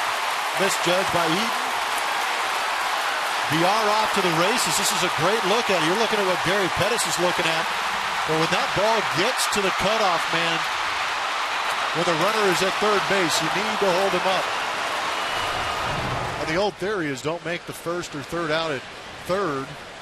Don't make the first out at home. Very unusual play, wasn't it? Now Jason Castro, and he pumps one in the air to right field. Garcia waiting. 2 outs. Very unusual play. There's your sac fly right there, Brownie. Yeah. That is not a good feeling for a center fielder or any outfielder to be put in. Then you got to run up the hill. It actually makes a pretty good toss. I've seen some guys make some awful throws off of Taos Hill. But a great relay. You can see how far out he was. But everybody, for the excitement of the game, inside the park can be one of those exciting moments in baseball. That was the same reaction I had. Now it's Jake Marisnik. He bunted for a hit earlier. Yeah, then there was that feeling of deflation when he was out at the plate. 0-1. The play went from 8 to 6 to 2 with a great throw from Alexi Ramirez, the relay man.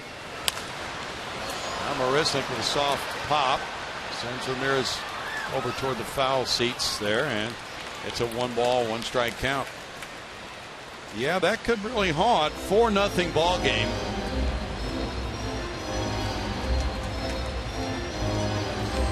Eden gets off the hook. It's ruled a triple, and then he wound up getting an outfield assist for it, for a ball that he misplayed and allowed to go over his head and roll up on Taos Hill. Can't really blame Gary Pettis for getting excited.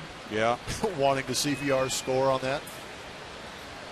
Well, that is an exciting play. Marisnik with a foul tip goes to a 1-2 count.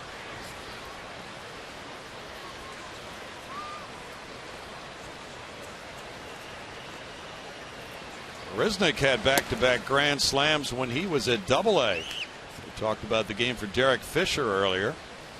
So Jake knows that feeling. 2-2. David Murphy had the last inside the park homer here. That was in 2012. Marisnik with a liner left field. And he's going to take a turn and aggressively go to second. Here's the throw. And he is going to be safe. Wow. Almost another outfield assist. Melky Cabrera put that throw on the money. And Marisnik is 2 for 2. He gets his 7th double. The Astros have been testing the outfield arms for the White Sox. For Marisnik, I think this is a good spot. Melky does a great job of getting there. It's not easy for a left-handed throwing outfielder to turn back and maybe put it on the money like he just did. Good call. Joe West, the umpire, at second with the safe call. So a triple and a double in the inning and no runs. And here's George Springer, 1 for 2. He takes a strike. Well, the White Sox outfielders have 16 assists so far this year. Eaton just got his 4th earlier this inning. Garcia has 7. Cabrera has a couple, including throwing out Jose Altuve at the plate in this series. That bouncer goes foul. It's 0-2.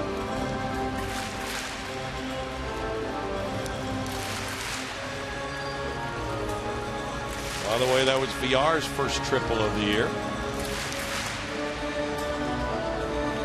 And you pointed out on that throw, though, from Eaton, what a good job he did of hitting that relay man, throwing as he stepped downward on the hill.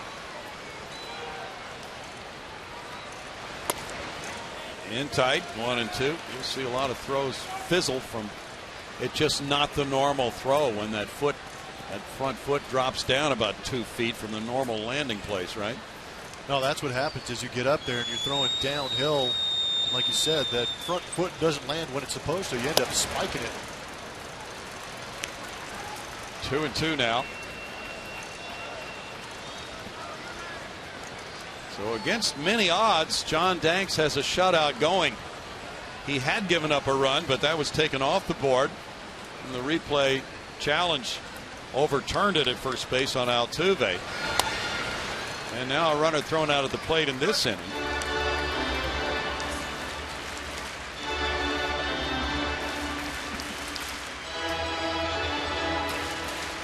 So it's better to be lucky than good. He's testing that, isn't he? Danks is showing it, yeah. I don't know how many more lives he's got out there, but we're looking out of the bullpen. Nobody working right now. Marisnik taking off. Springer on appeal. He went for it and struck out. And this inning really fizzled for the Astros. They get no runs on 2 hits.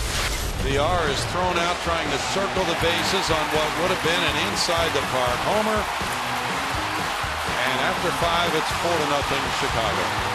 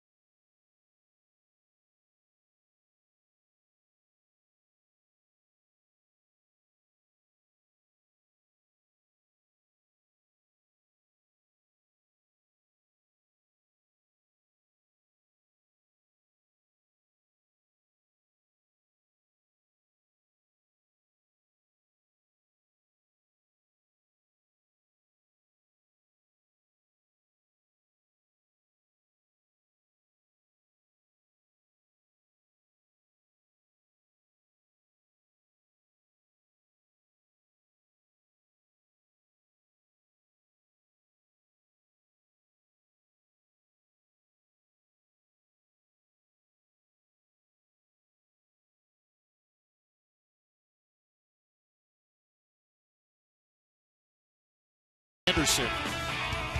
May 31st, 1964, Giants pitcher Gaylord Perry caps off a doubleheader with 10 innings of extra inning relief in a 22-inning win that took 7 hours, 23 minutes to complete.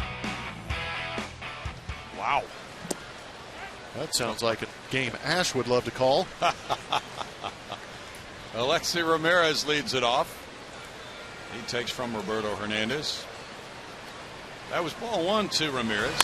And now bounces one to the left side. Jonathan Villar throws wildly past Chris Carter, and it's safe at first base.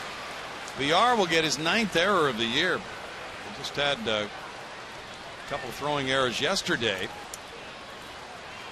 And now, with plenty of time, he sailed one by the first sacker again. So 9 errors for Villar.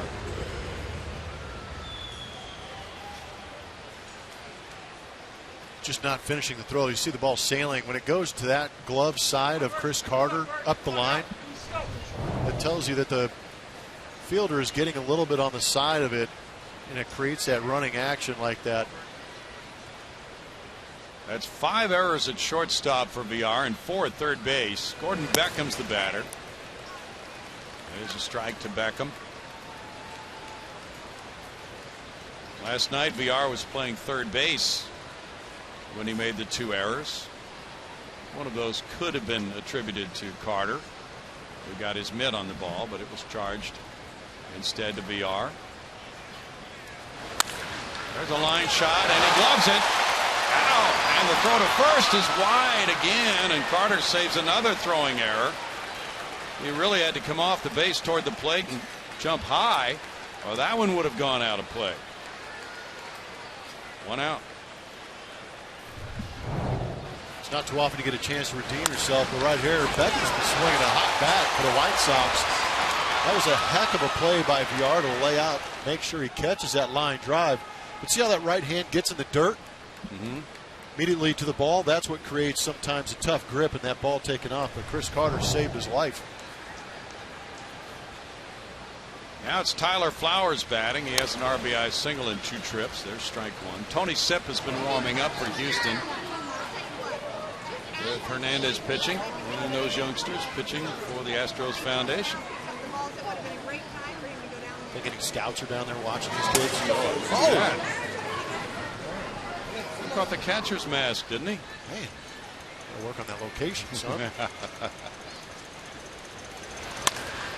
In the air to center, Marisnik in position. 2 down. Longest baseball games in history. Brewers, White Sox in '84, 25 innings, 8 hours and 6 minutes. Dodgers and Astros in '89, 3rd longest. Giants Mets from '64 went 23 innings. What a miserable set of games you're looking at right there. Well, that '89 game got to be fun after a while. I really have enough stories to get through 85 games. I don't know what I'd do in one of those. Yeah, and at the end, it was so weird because the Dodger third baseman, Jeff Hamilton, came in to pitch. They were out of pitchers. Fernando Valenzuela was playing first base. That is awesome. That might be the only good thing that comes out of those games is just moving guys around. Right, exactly. And, of course, that was a Saturday night game. It was over at 1 something in the morning and followed by a Sunday game starting at 1 or 1:30. And, of course, that one went extra innings. Are you kidding me? That one went 13. What in the bullpen is going on here? My gosh. That was a crazy weekend around the Astrodome. The story I always like to tell about it is that Vin Scully had worked the NBC Saturday afternoon game in St. Louis. And I believe the Dodger owner flew him in by private jet to Houston so he could do the game that night, which wound up being 22-inning game. It's Vin Scully. Vin Scully. It's a lot of baseball. Then he does the extra inning game Sunday. Monday, the Astros were off, but the Dodgers were in Atlanta playing a doubleheader. You've got to be kidding me. And he did both those games. As only Vin could. As only Vin can do. And was probably turning phrases magically and didn't miss a beat. I was going to say, didn't repeat a story. You bet. Oh, man. Fun times. Carlos Sanchez 0 for 2. Fouled away. There's strike one. And that's the thing about this sport that sets it apart. Those extra inning games that go on and on and on. Yeah, there's no set overtimes. You just play until somebody wins. We were talking about the weather yesterday. What would have happened had we been in old Colt 45 Stadium, Colt Stadium we'll say, would have been a suspended game, right? A stadium without a roof. The game could not have been continued with that downpour yesterday. So then probably the completion of that suspended game today, followed by the regularly scheduled game, because this is the White Sox only trip to Houston. Another reason why, as co-commissioner, I would approve your idea for roofs on every ballpark to be able to move and get these games in. Ramirez takes off. Here's the throw on one bounce to VR. Not in time to get him. A steal for Ramirez, his second of the day and sixth of the year. They're picking on this combination of Roberto Hernandez and Jason Castro. Castro's actually got pretty good numbers on the year and throwing guys out. Well, the first part of the combination, I think, is why they're picking on it. That's why I pointed it out? Yes, sir. I agree with you. Time to home plate.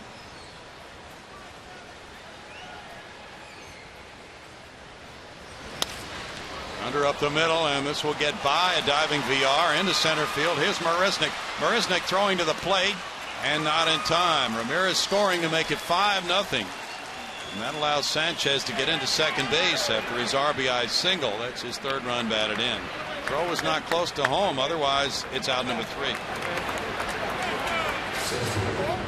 Got a 4-run lead. You can test the limits of the outfielders. One just squeaks by Roberto. It didn't even hit off him. Just found its way through.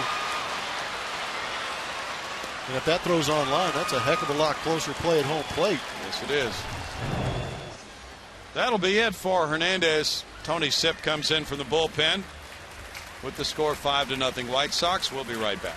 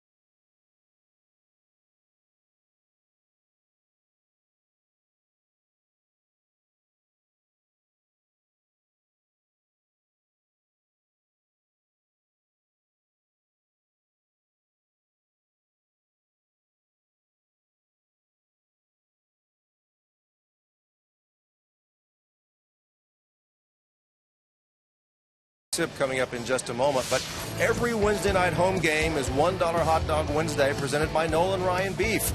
The next Dollar Dog Buffet is this Wednesday when the Astros take on the Orioles. For more information, go to astros.com/dollardogs or call 1-877-9-RELISH. I'm sorry, 1-877-9-ASTROS. I was thinking about something else. I'm sorry, guys. Oh, yeah. You get that thought? I like where your head's at. Tony Sipp's in the game facing Adam Eaton, lefty on lefty. Eaton is 1 for 3. And he smacks one on the ground. Chris Carter there. Out number 3. The run is unearned. It's 1 run, 1 hit, 1 error, and 1 left. 5-0 White Sox in the 6th.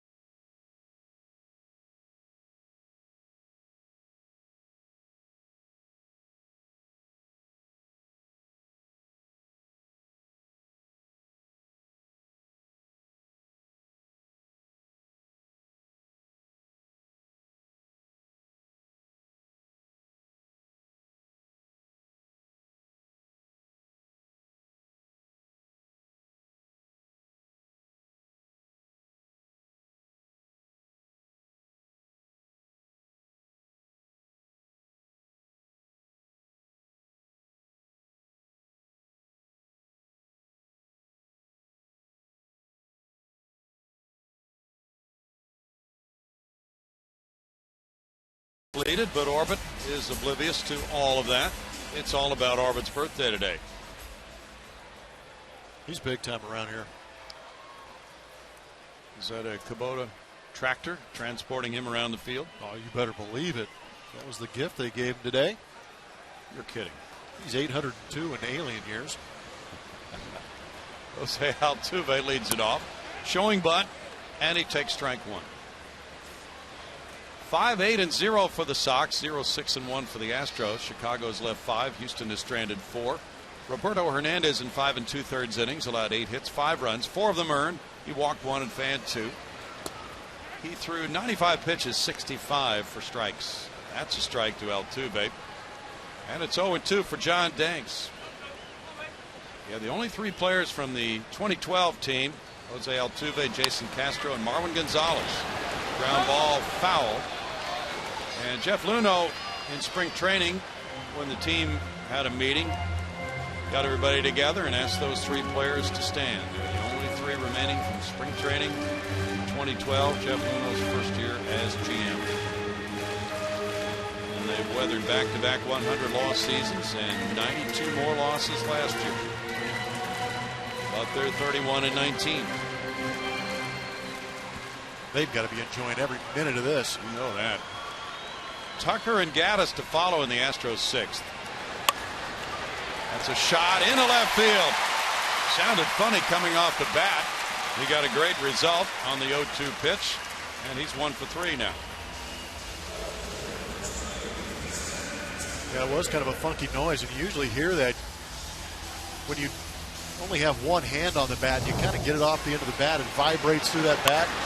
Makes kind of a funky noise, but we've seen Altuve take some funky swings, still create hits. That's his 61st hit of the year in the 51st game. The long arm of Alexi Ramirez couldn't catch up to it. Preston Tucker's 0 for 2. That's a foul ball for strike 1. Jake Buchanan is warming up in the Houston bullpen.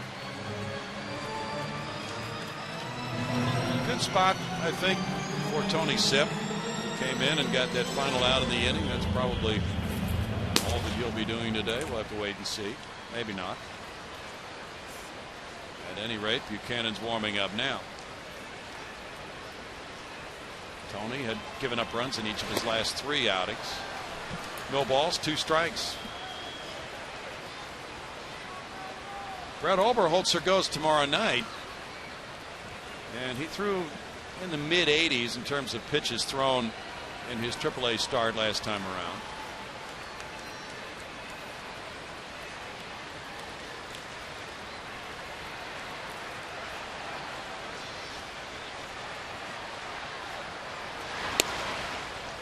It's 1-2. Rays lead the Orioles at Baltimore 6-2. They're in the top of the 6th inning. In the scrambled American League East. Boy, is that up for grabs. That is for sure. Do you have a favorite? I do not. Not sure who to pick. Nobody's really running away with it or dazzling me with anything. True. Tucker strikes out. That's the 4th for Danks. Houston Methodist helps us get to know the caveman Evan Gaddis. I promise. Big man. Bulldog Being is his handle on Twitter. One quality from another player. I'll always want some speed. Favorite restaurant? Good answer. Whataburger. Go-to karaoke song. If you like pina coladas, and I would pay a lot of money to watch this man sing some karaoke. Yeah. Gaddis has grounded out both times today. His ball 1 to it. That's not the name of that song.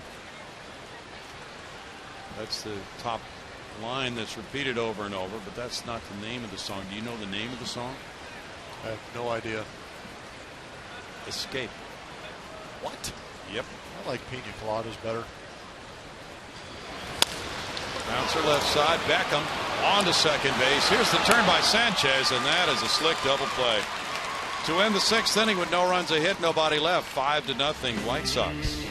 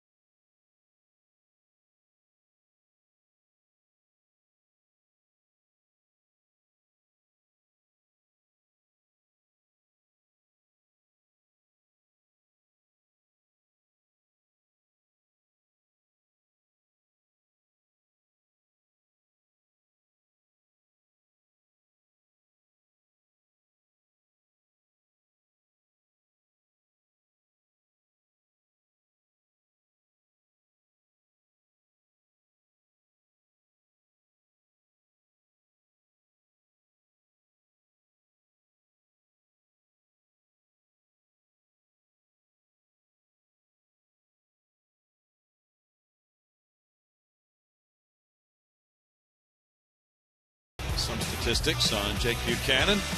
Pitcher number 3 for the Astros today. And his second appearance of the season came at Detroit 10 days ago. So he's here to knock off some rust.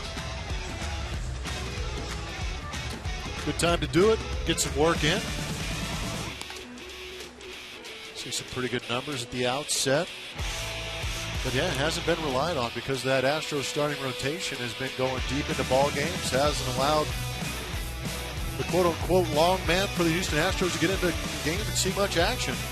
Being a long man can lead to long periods of inactivity, as you know. His first outing was here against Oakland May 18th. 2 innings of shutout ball, and then he had to wait only 3 days later for that stint in Detroit. 1 2/3 innings of scoreless baseball. Now it's Melky Cabrera facing him, ripping a line drive foul. Strike one for Jake Buchanan. 27,423 the paid attendance today.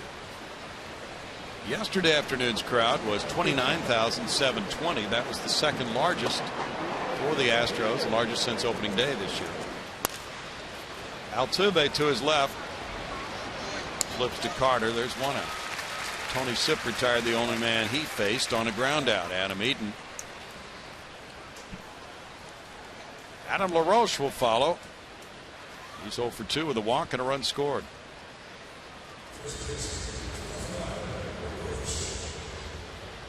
Astros will be in Chicago June 8th, 9th, and 10th to play the White Sox after going to Toronto first, as Jeff told us earlier. That's the next road trip. Foul ball for LaRoche. 0-1. We'll be turning our attention to the Baltimore Orioles again starting tomorrow night. Brett Oberholzer and Ubaldo Jimenez at 7:10. Tuesday night it's Colin McHugh and Mike Wright, who's 2-0 with a 1.40 ERA. Buchanan misses. It's 1-1. Wednesday night at 7:10 Lance McCullers draws Miguel Gonzalez. Thursday's a 1:10 finale to the homestand. Dallas Keuchel and Wei Yin Chen. Oh, anytime you can line up Dallas Keuchel on a getaway day, that's a good thing. Well, Chen also is a strike thrower, right? Yep. That could be great. It's a long flight to Toronto. It could be appreciated. 3 balls and a strike. And you got to go through customs. Well, you don't. No. But then the team has to go through customs. Good point. Ooh. Strike. 3-2. Are you hopeful that Montreal will get a team again? I think it'd be great. I thought it was a good city to play in. It's always a good road trip to go through there. Big city. But I think it's one of those things you don't realize what you've got until it's gone. It's a drive to left field. That might reach the seats. And that is a Crawford box home run for Adam LaRoche, number 6 of the season. 6-0 White Sox. 22 runs batted in for LaRoche. So the team with the fewest homers in the American League gets number 32 of the season against the team's highest home run output, 68 for the Astros. See that long waggle, that nice long swing from LaRoche, gets him a pitch up, out, over the plate. He's got enough pop to go that way. Been a relatively quiet series for Adam LaRoche until that swing. Garcia takes, and there's strike one to him. White Sox up by 6 here. Garcia chases. No balls, 2 strikes. Bud Norris is still on the disabled list for the Baltimore Orioles. Don't know how close he is to coming back. Delman Young has hit a pair of home runs for them today, and Manny Machado hit one, his 7th. Might be the worst case of bronchitis ever. Boy, I guess. Steven Souza Jr. hit his 10th for the Rays. David DeJesus, number 5. Chris Tillman went 4 2/3 today for Baltimore. Just checking on their bullpen situation for the series that starts here tomorrow night. They've used Rowe and Drake so far in that one. That's foul. You know, the White Sox had that doubleheader in Baltimore before they came here, and if they're able to win 2 out of 3 in this ballpark, they'll be 4-4 on this long road trip. Day off tomorrow in Arlington, Texas. Then they take on the Hot Rangers in 3. Well, they've done very well so far. Tough road trip, tough travel. Out to left center, Marisnik. 2 down. Yeah, Toronto, Baltimore for 1 day and 2 games. Houston and Dallas. Though we don't even unpack when you go on that trip into Baltimore. True. We actually, no, nobody wants to hear this, but in 05 I was with the White Sox, and we had to make up a game in Boston, and we were on a homestand, and we actually had a 3-game series with a day off in the middle of the homestand, and then another 3-game series. So we finished that game on a Wednesday. We flew a skeleton crew of a ball club to Boston to play a Thursday day game against Kurt Schilling, and then flew immediately back the same day to make sure we got that group of guys back in Chicago for a 3-game set over the weekend. So by skeleton crew, you mean you didn't take the whole team? No, I think we took 10 position players.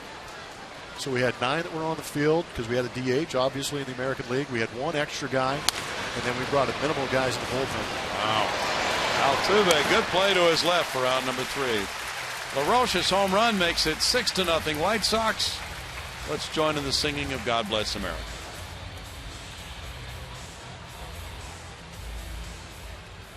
Sunday afternoon tradition here at Minute Maid Park, where we pause not only to honor our great nation, but to salute, thank, and honor those who have served or are still continuing to serve our country, protecting our freedoms around the world.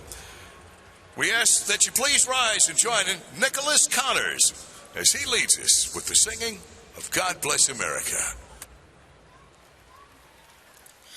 God bless America, land that I love. Stand beside her and guide her through the night with the light from above. From the mountains to the prairies to the oceans wide with foam. God bless America, my home, sweet home. God bless America, my home, sweet home.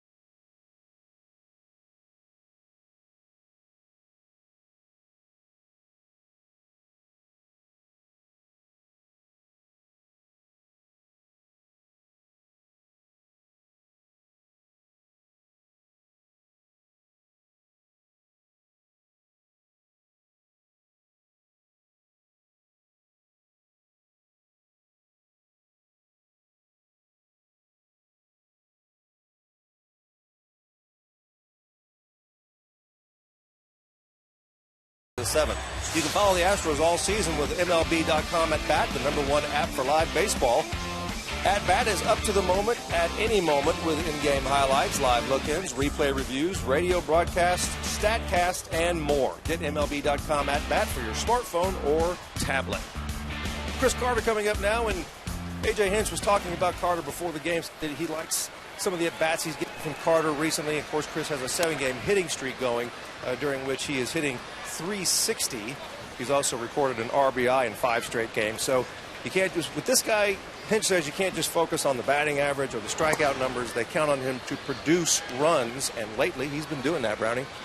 Yes, he has. 1 ball, 1 strike. Carter's 1 for 2 in this series. A double.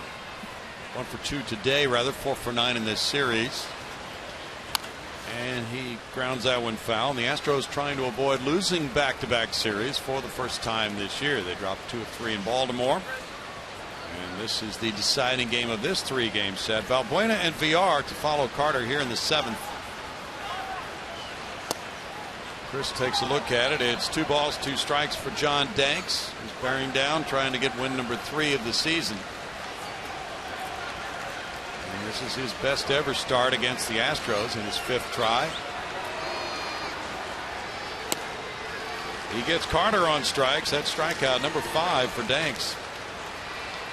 We talk about those back-to-back possible losing series for the Houston Astros, and the problem out in Baltimore was they were getting plenty of base runners on. They just weren't able to drive those guys in. So it's a team-wide offense that's having issues driving those runners in, and we saw it in the first game of this series where a ton of runners left on base, unable to drive them in. Luis Valbuena is 0 for 2. There's strike 1. He is 4 for 8 lifetime against Danks.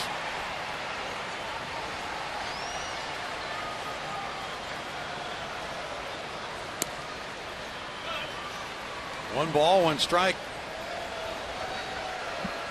Danks has been a good competitor for the White Sox in his career. Racked up some innings. Foul ball takes it to 1-2. Paul Nolan had to avoid that one.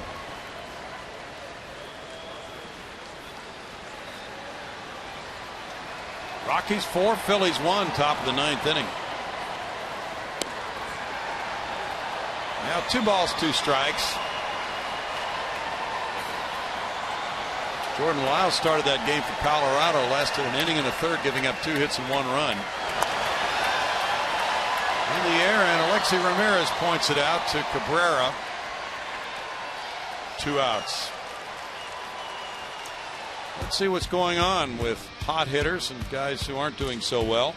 Josh Donaldson has been lighting it up the last 10 games. Bryce Harper's been on fire all month. Troy Tulowitzki, on the other hand, has gone the other way, and the Giants have 21 wins in May, most in the big leagues. Geez, everybody had written off the San Francisco Giants early on. Getting Hunter Pence back, getting back to full strength.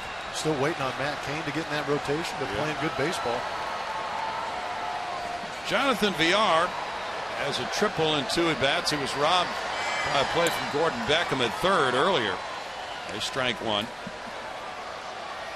Very bittersweet day for Jonathan, with some throwing problems in the field and then getting thrown out at the plate, trying to make that an inside the park homer. 1 ball, 1 strike.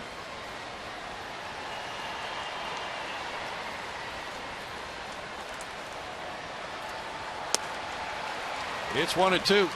He's got a pretty potent bat left-handed, a lot more pop for me on the right-hand side than he does on the left-hand side. Yeah, the manager was talking about that today, A.J. Hinch, about switch hitters and how they can have totally different years from one year to the next. There's a line drive, left field corner. Villar will take the turn, head for second base, and he's in with another extra base hit. He has a triple and a double today. 2-strike hit. 5th double of the year for Villar.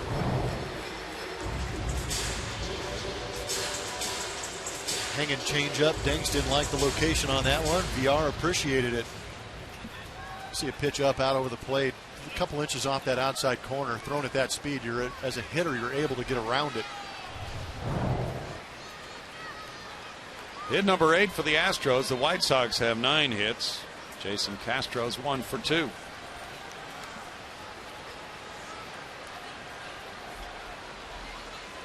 Diamondbacks and Brewers are tied 5-5 in the 6th.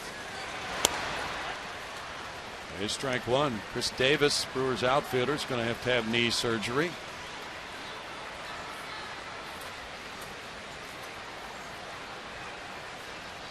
Paul Goldschmidt hit his 15th today. Up the middle, that will be gloved and dropped in by Sanchez. He's got a play now on VR. A rundown. Flowers gets it to Beckham. And the throw to the pitcher, Danks. And the tag on VR. So for the second time, VR is tagged out between third and home. It's ruled a single for Castro. And then VR, who had rounded third too far, gets trapped, and it's 6-0 White Sox.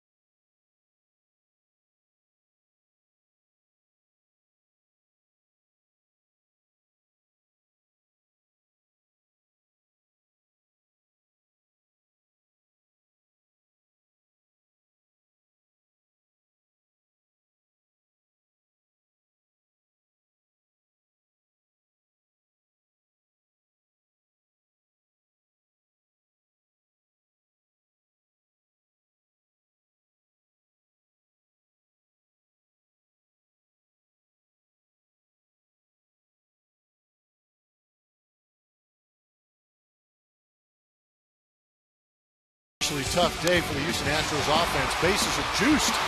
Altuve hits it hard right out to second baseman.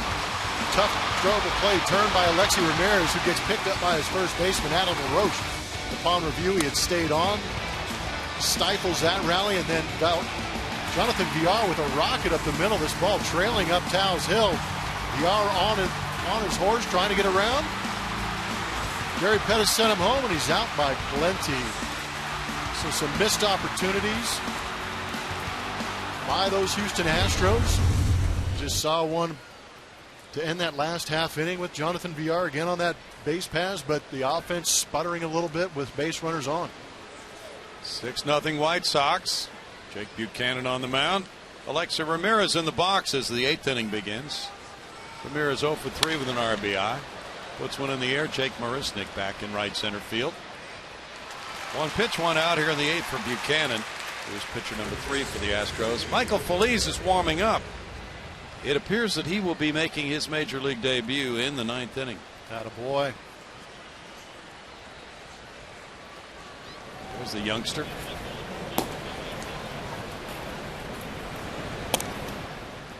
Just 21. Gordon Beckham is the batter. He's 1 for 3. Strike to Beckham. Blue Jays and Twins are tied 4-4. They're in the top of the 7th at Minnesota.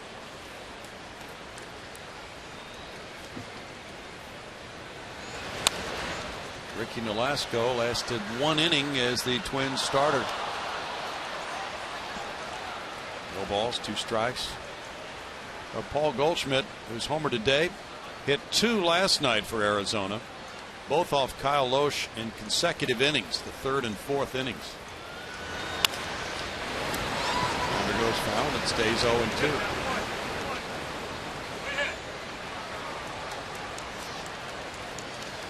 kid from the Woodlands can hit. He can hit.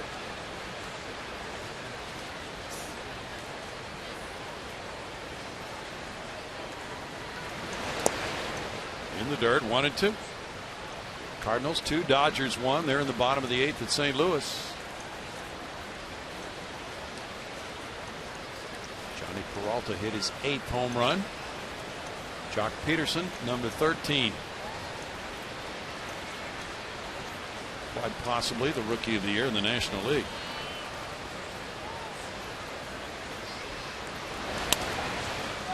In the air, foul and out of play. Still 1-2. Good matchup, that Dodger Cardinal series. Two of the best teams in baseball. Peralta's having a great year.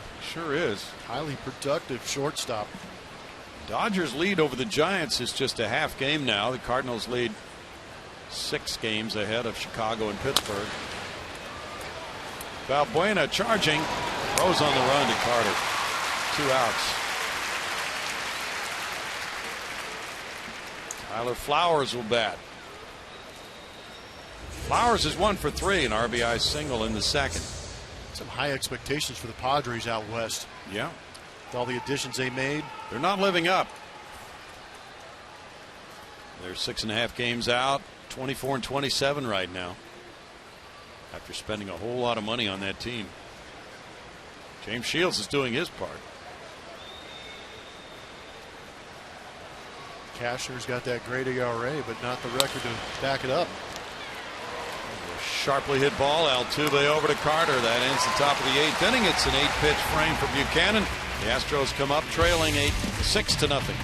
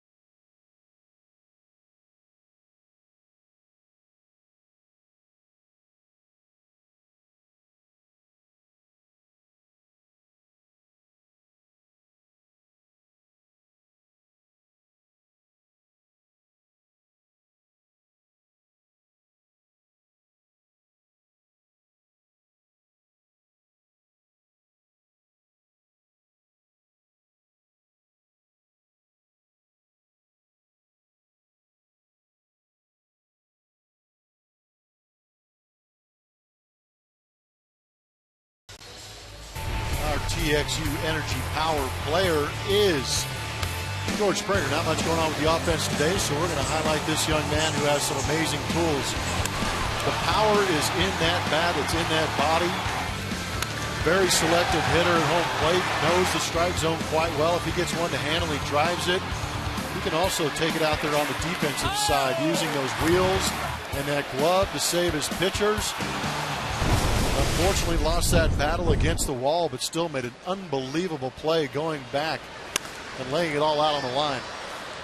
Jake Marisnick hits it in the air, a foul pop. It hit the roof apparently. Gordon Beckham came back and caught it, but it had hit the roof structure, so it's no longer in play.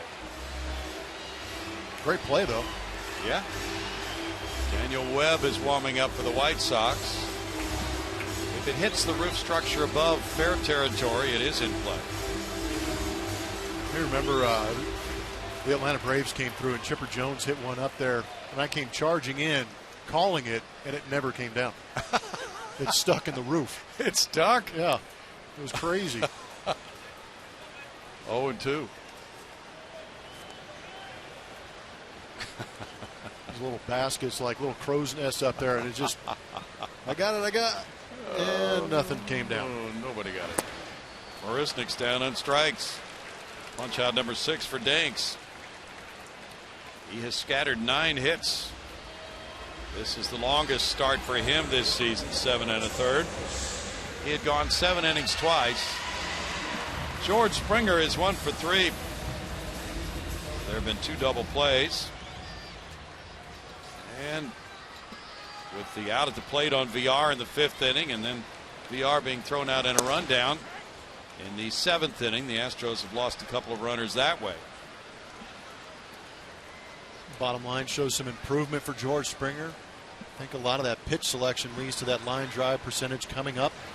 Hitting the ball harder. Ramirez, 2 outs. Danks at 104 pitches, as you see. Altuve's next. He's 1 for 3.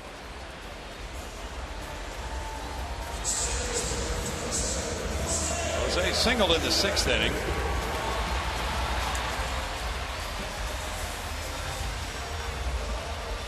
Royals and Cubs are tied 1-1. They're in the top of the 8th inning at Wrigley Field in Chicago. Giordano Ventura pitching for KC. Strike 1 to Altuve.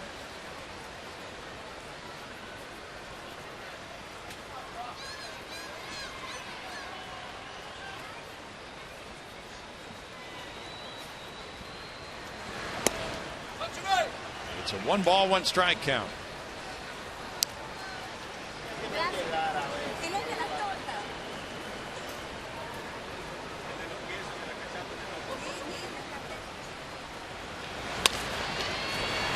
Beckham to his left. Throws to LaRoche and gets him. Another good play by Beckham. Sending this game to the 9th with the score 6-0 Pale Hose.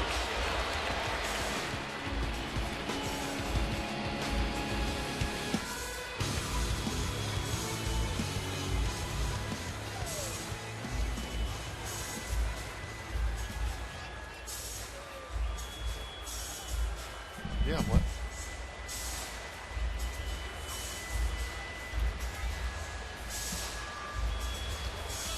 A.J. Hinch is considering a review of that last call at first. He will not do it, and we'll be right back.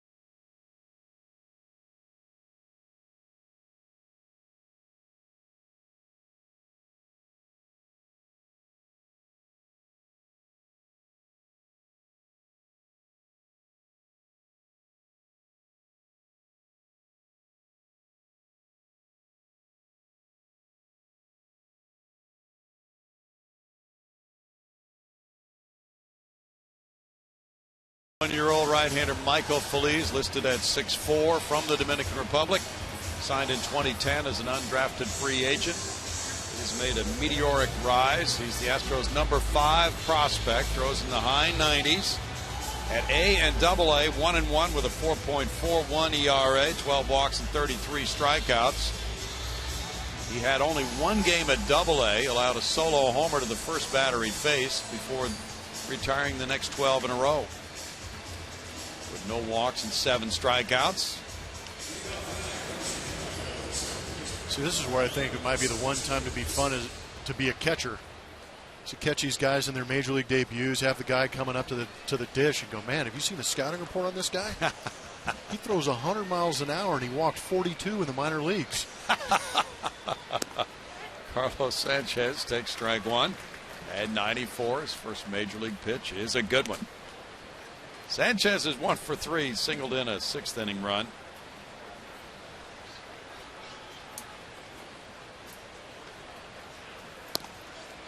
And that one got by him.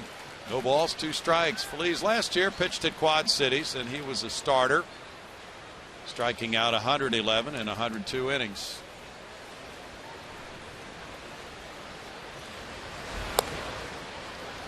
One and two. White Sox have Hector Noesi warming up in their bullpen.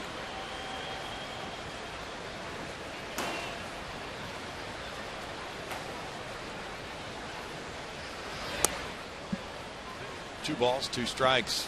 Feliz was already on the 40-man roster when he was promoted.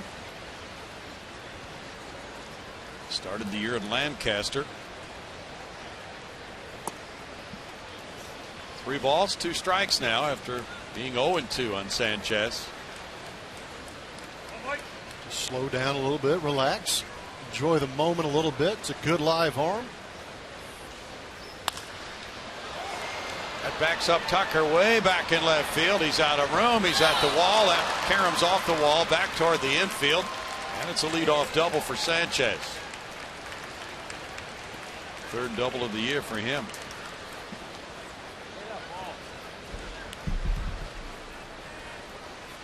So just as at Double-A gives up an extra base hit to the first batter he faces. Yeah, he hit him down 0-2, went to that full count. You know what's coming as a hitter. Sanchez taking advantage of that short porch and left. Good effort by the young man, Tucker. Yes. It was hit number 10. Here's Adam Eaton. Bouncer foul. There's strike 1 to Eaton. He's 1 for 4. Quite an exciting time for Feliz, who really attracted some attention of the new skipper A.J. Hinch in spring training.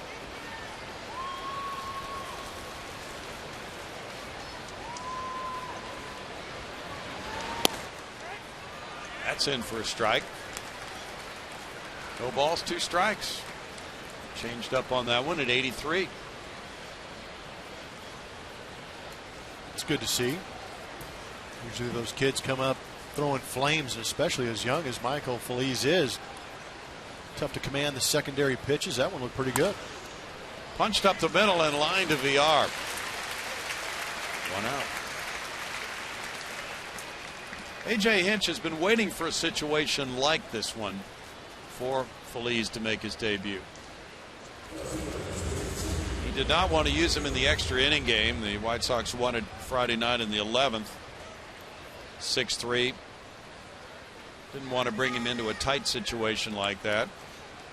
And a complete game yesterday for Dallas Keuchel. No bullpen work needed.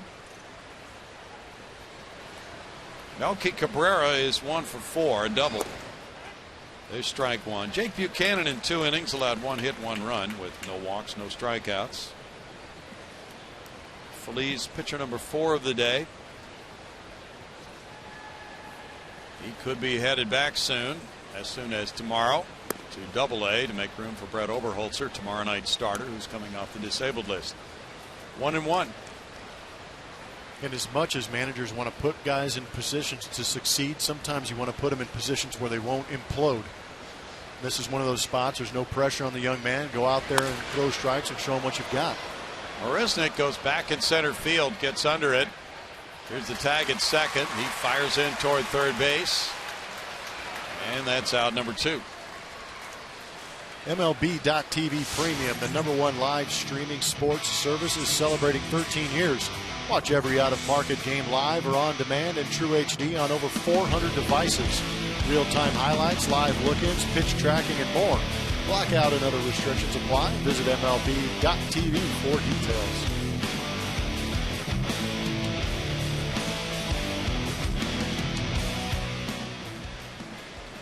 Adam LaRoche hit a home run in the 7th inning to left field. He walked and scored back in the 3rd. He's 1 for 3.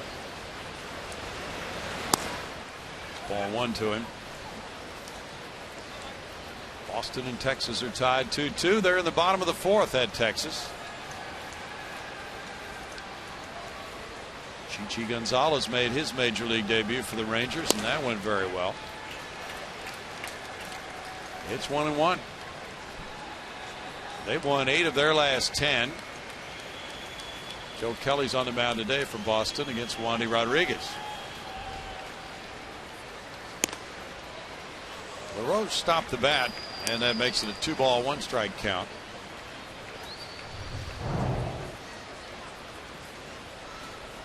Ooh.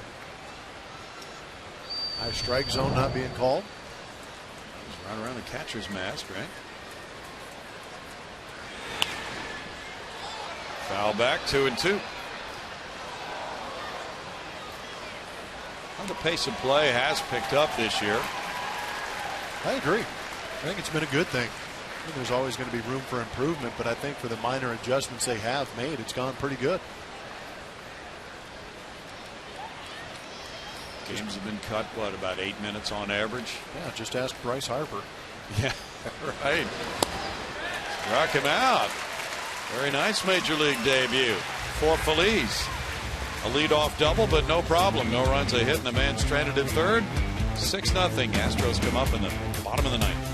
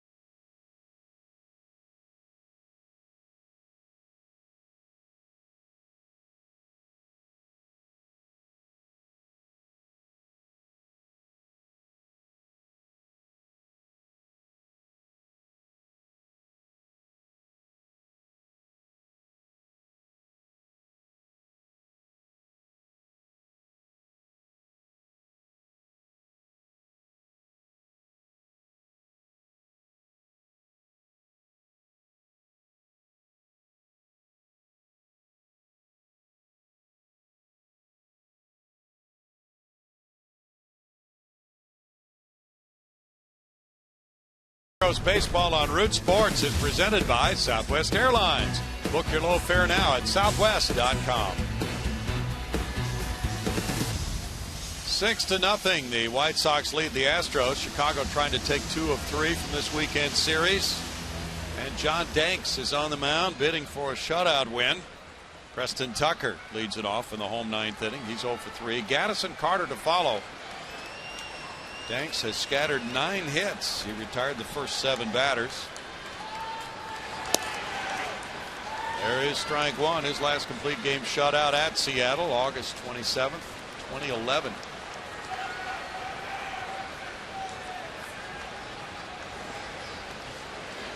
He has 2 shutouts in his career. Ground ball, LaRoche. There's 1 out. Well, yesterday, Dallas Keuchel had the complete game shutout. 3-0 win. White Sox and Danks trying to return the favor, so to speak, here today. He's been masterful. We had concerns about his control coming into this game, especially with his secondary pitches. But he's done a great job. On that fastball for strikes, he's gotten away with a couple of hanging changeups, but nothing really hit that hard off him. Scattering 9 hits. 9-hit shutouts, pretty rare. Gaddis drills one into the left field corner. Hit number 10 comes from Gaddis, and he checks in with a double. That's his 9th 2-base hit of the year, and it takes his hitting streak to 7 games now. It's good to see. Keep that thing rolling. It'd also be great if the Astros could put a run on the board, eliminate being shut out. Just good fastball in the inner third. Great job of bringing his hands in. He's aboard for Carter now. Chris 1 for 3. He had a double in the fourth to left center. Ball one for Danks, who's at 111 pitches now. Noesi's been throwing in the bullpen. White Sox have one shutout this season. The Astros have been blanked 3 times. It's 2-0. Daniel Webb and Zach Duke are now warming up. Danks threw a season high 118 pitches against Cincinnati, going 7 innings. 2-1. He's shooting for win number 3 with backup there if needed.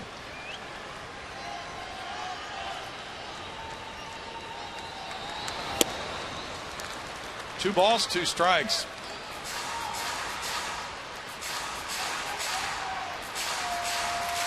Astros were shut out here by Chris Heston of the Giants May 12th on a 2-hitter. Jeff Weaver shut them out in Anaheim on a 6-hitter. That was not a shutout for Heston. He gave up 1 run. 3 balls, 2 strikes now.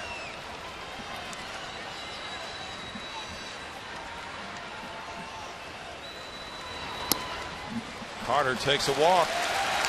That's his 25th walk of the year. First walk of the day for Danks.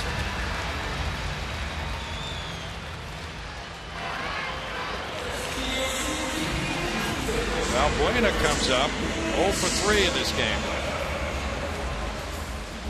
That might be it for Danks. Robin Ventura on his way. That was only his second full count of this game and allowed him to stay in and throw 116 pitches through 8 1/3.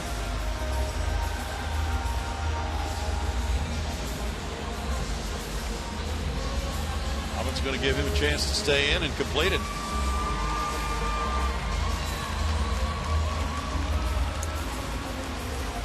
White Sox do not have a complete game this season.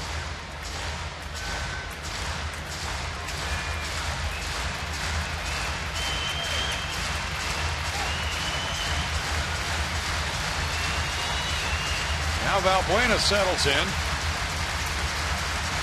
Kendall Graveman and the Oakland A's shut out the Astros here 4-0 in mid-April on the 14th. And Carrasco and Cleveland shut them out 2-0 in the second game of the year. That's strike 1.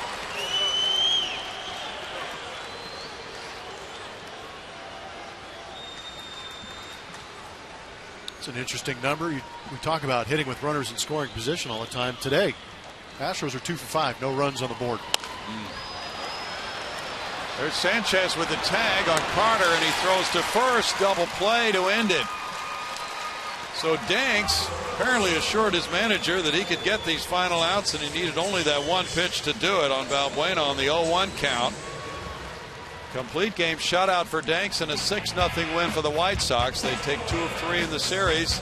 Danks goes to 3 and 4. Final White Sox 6, Astros 0.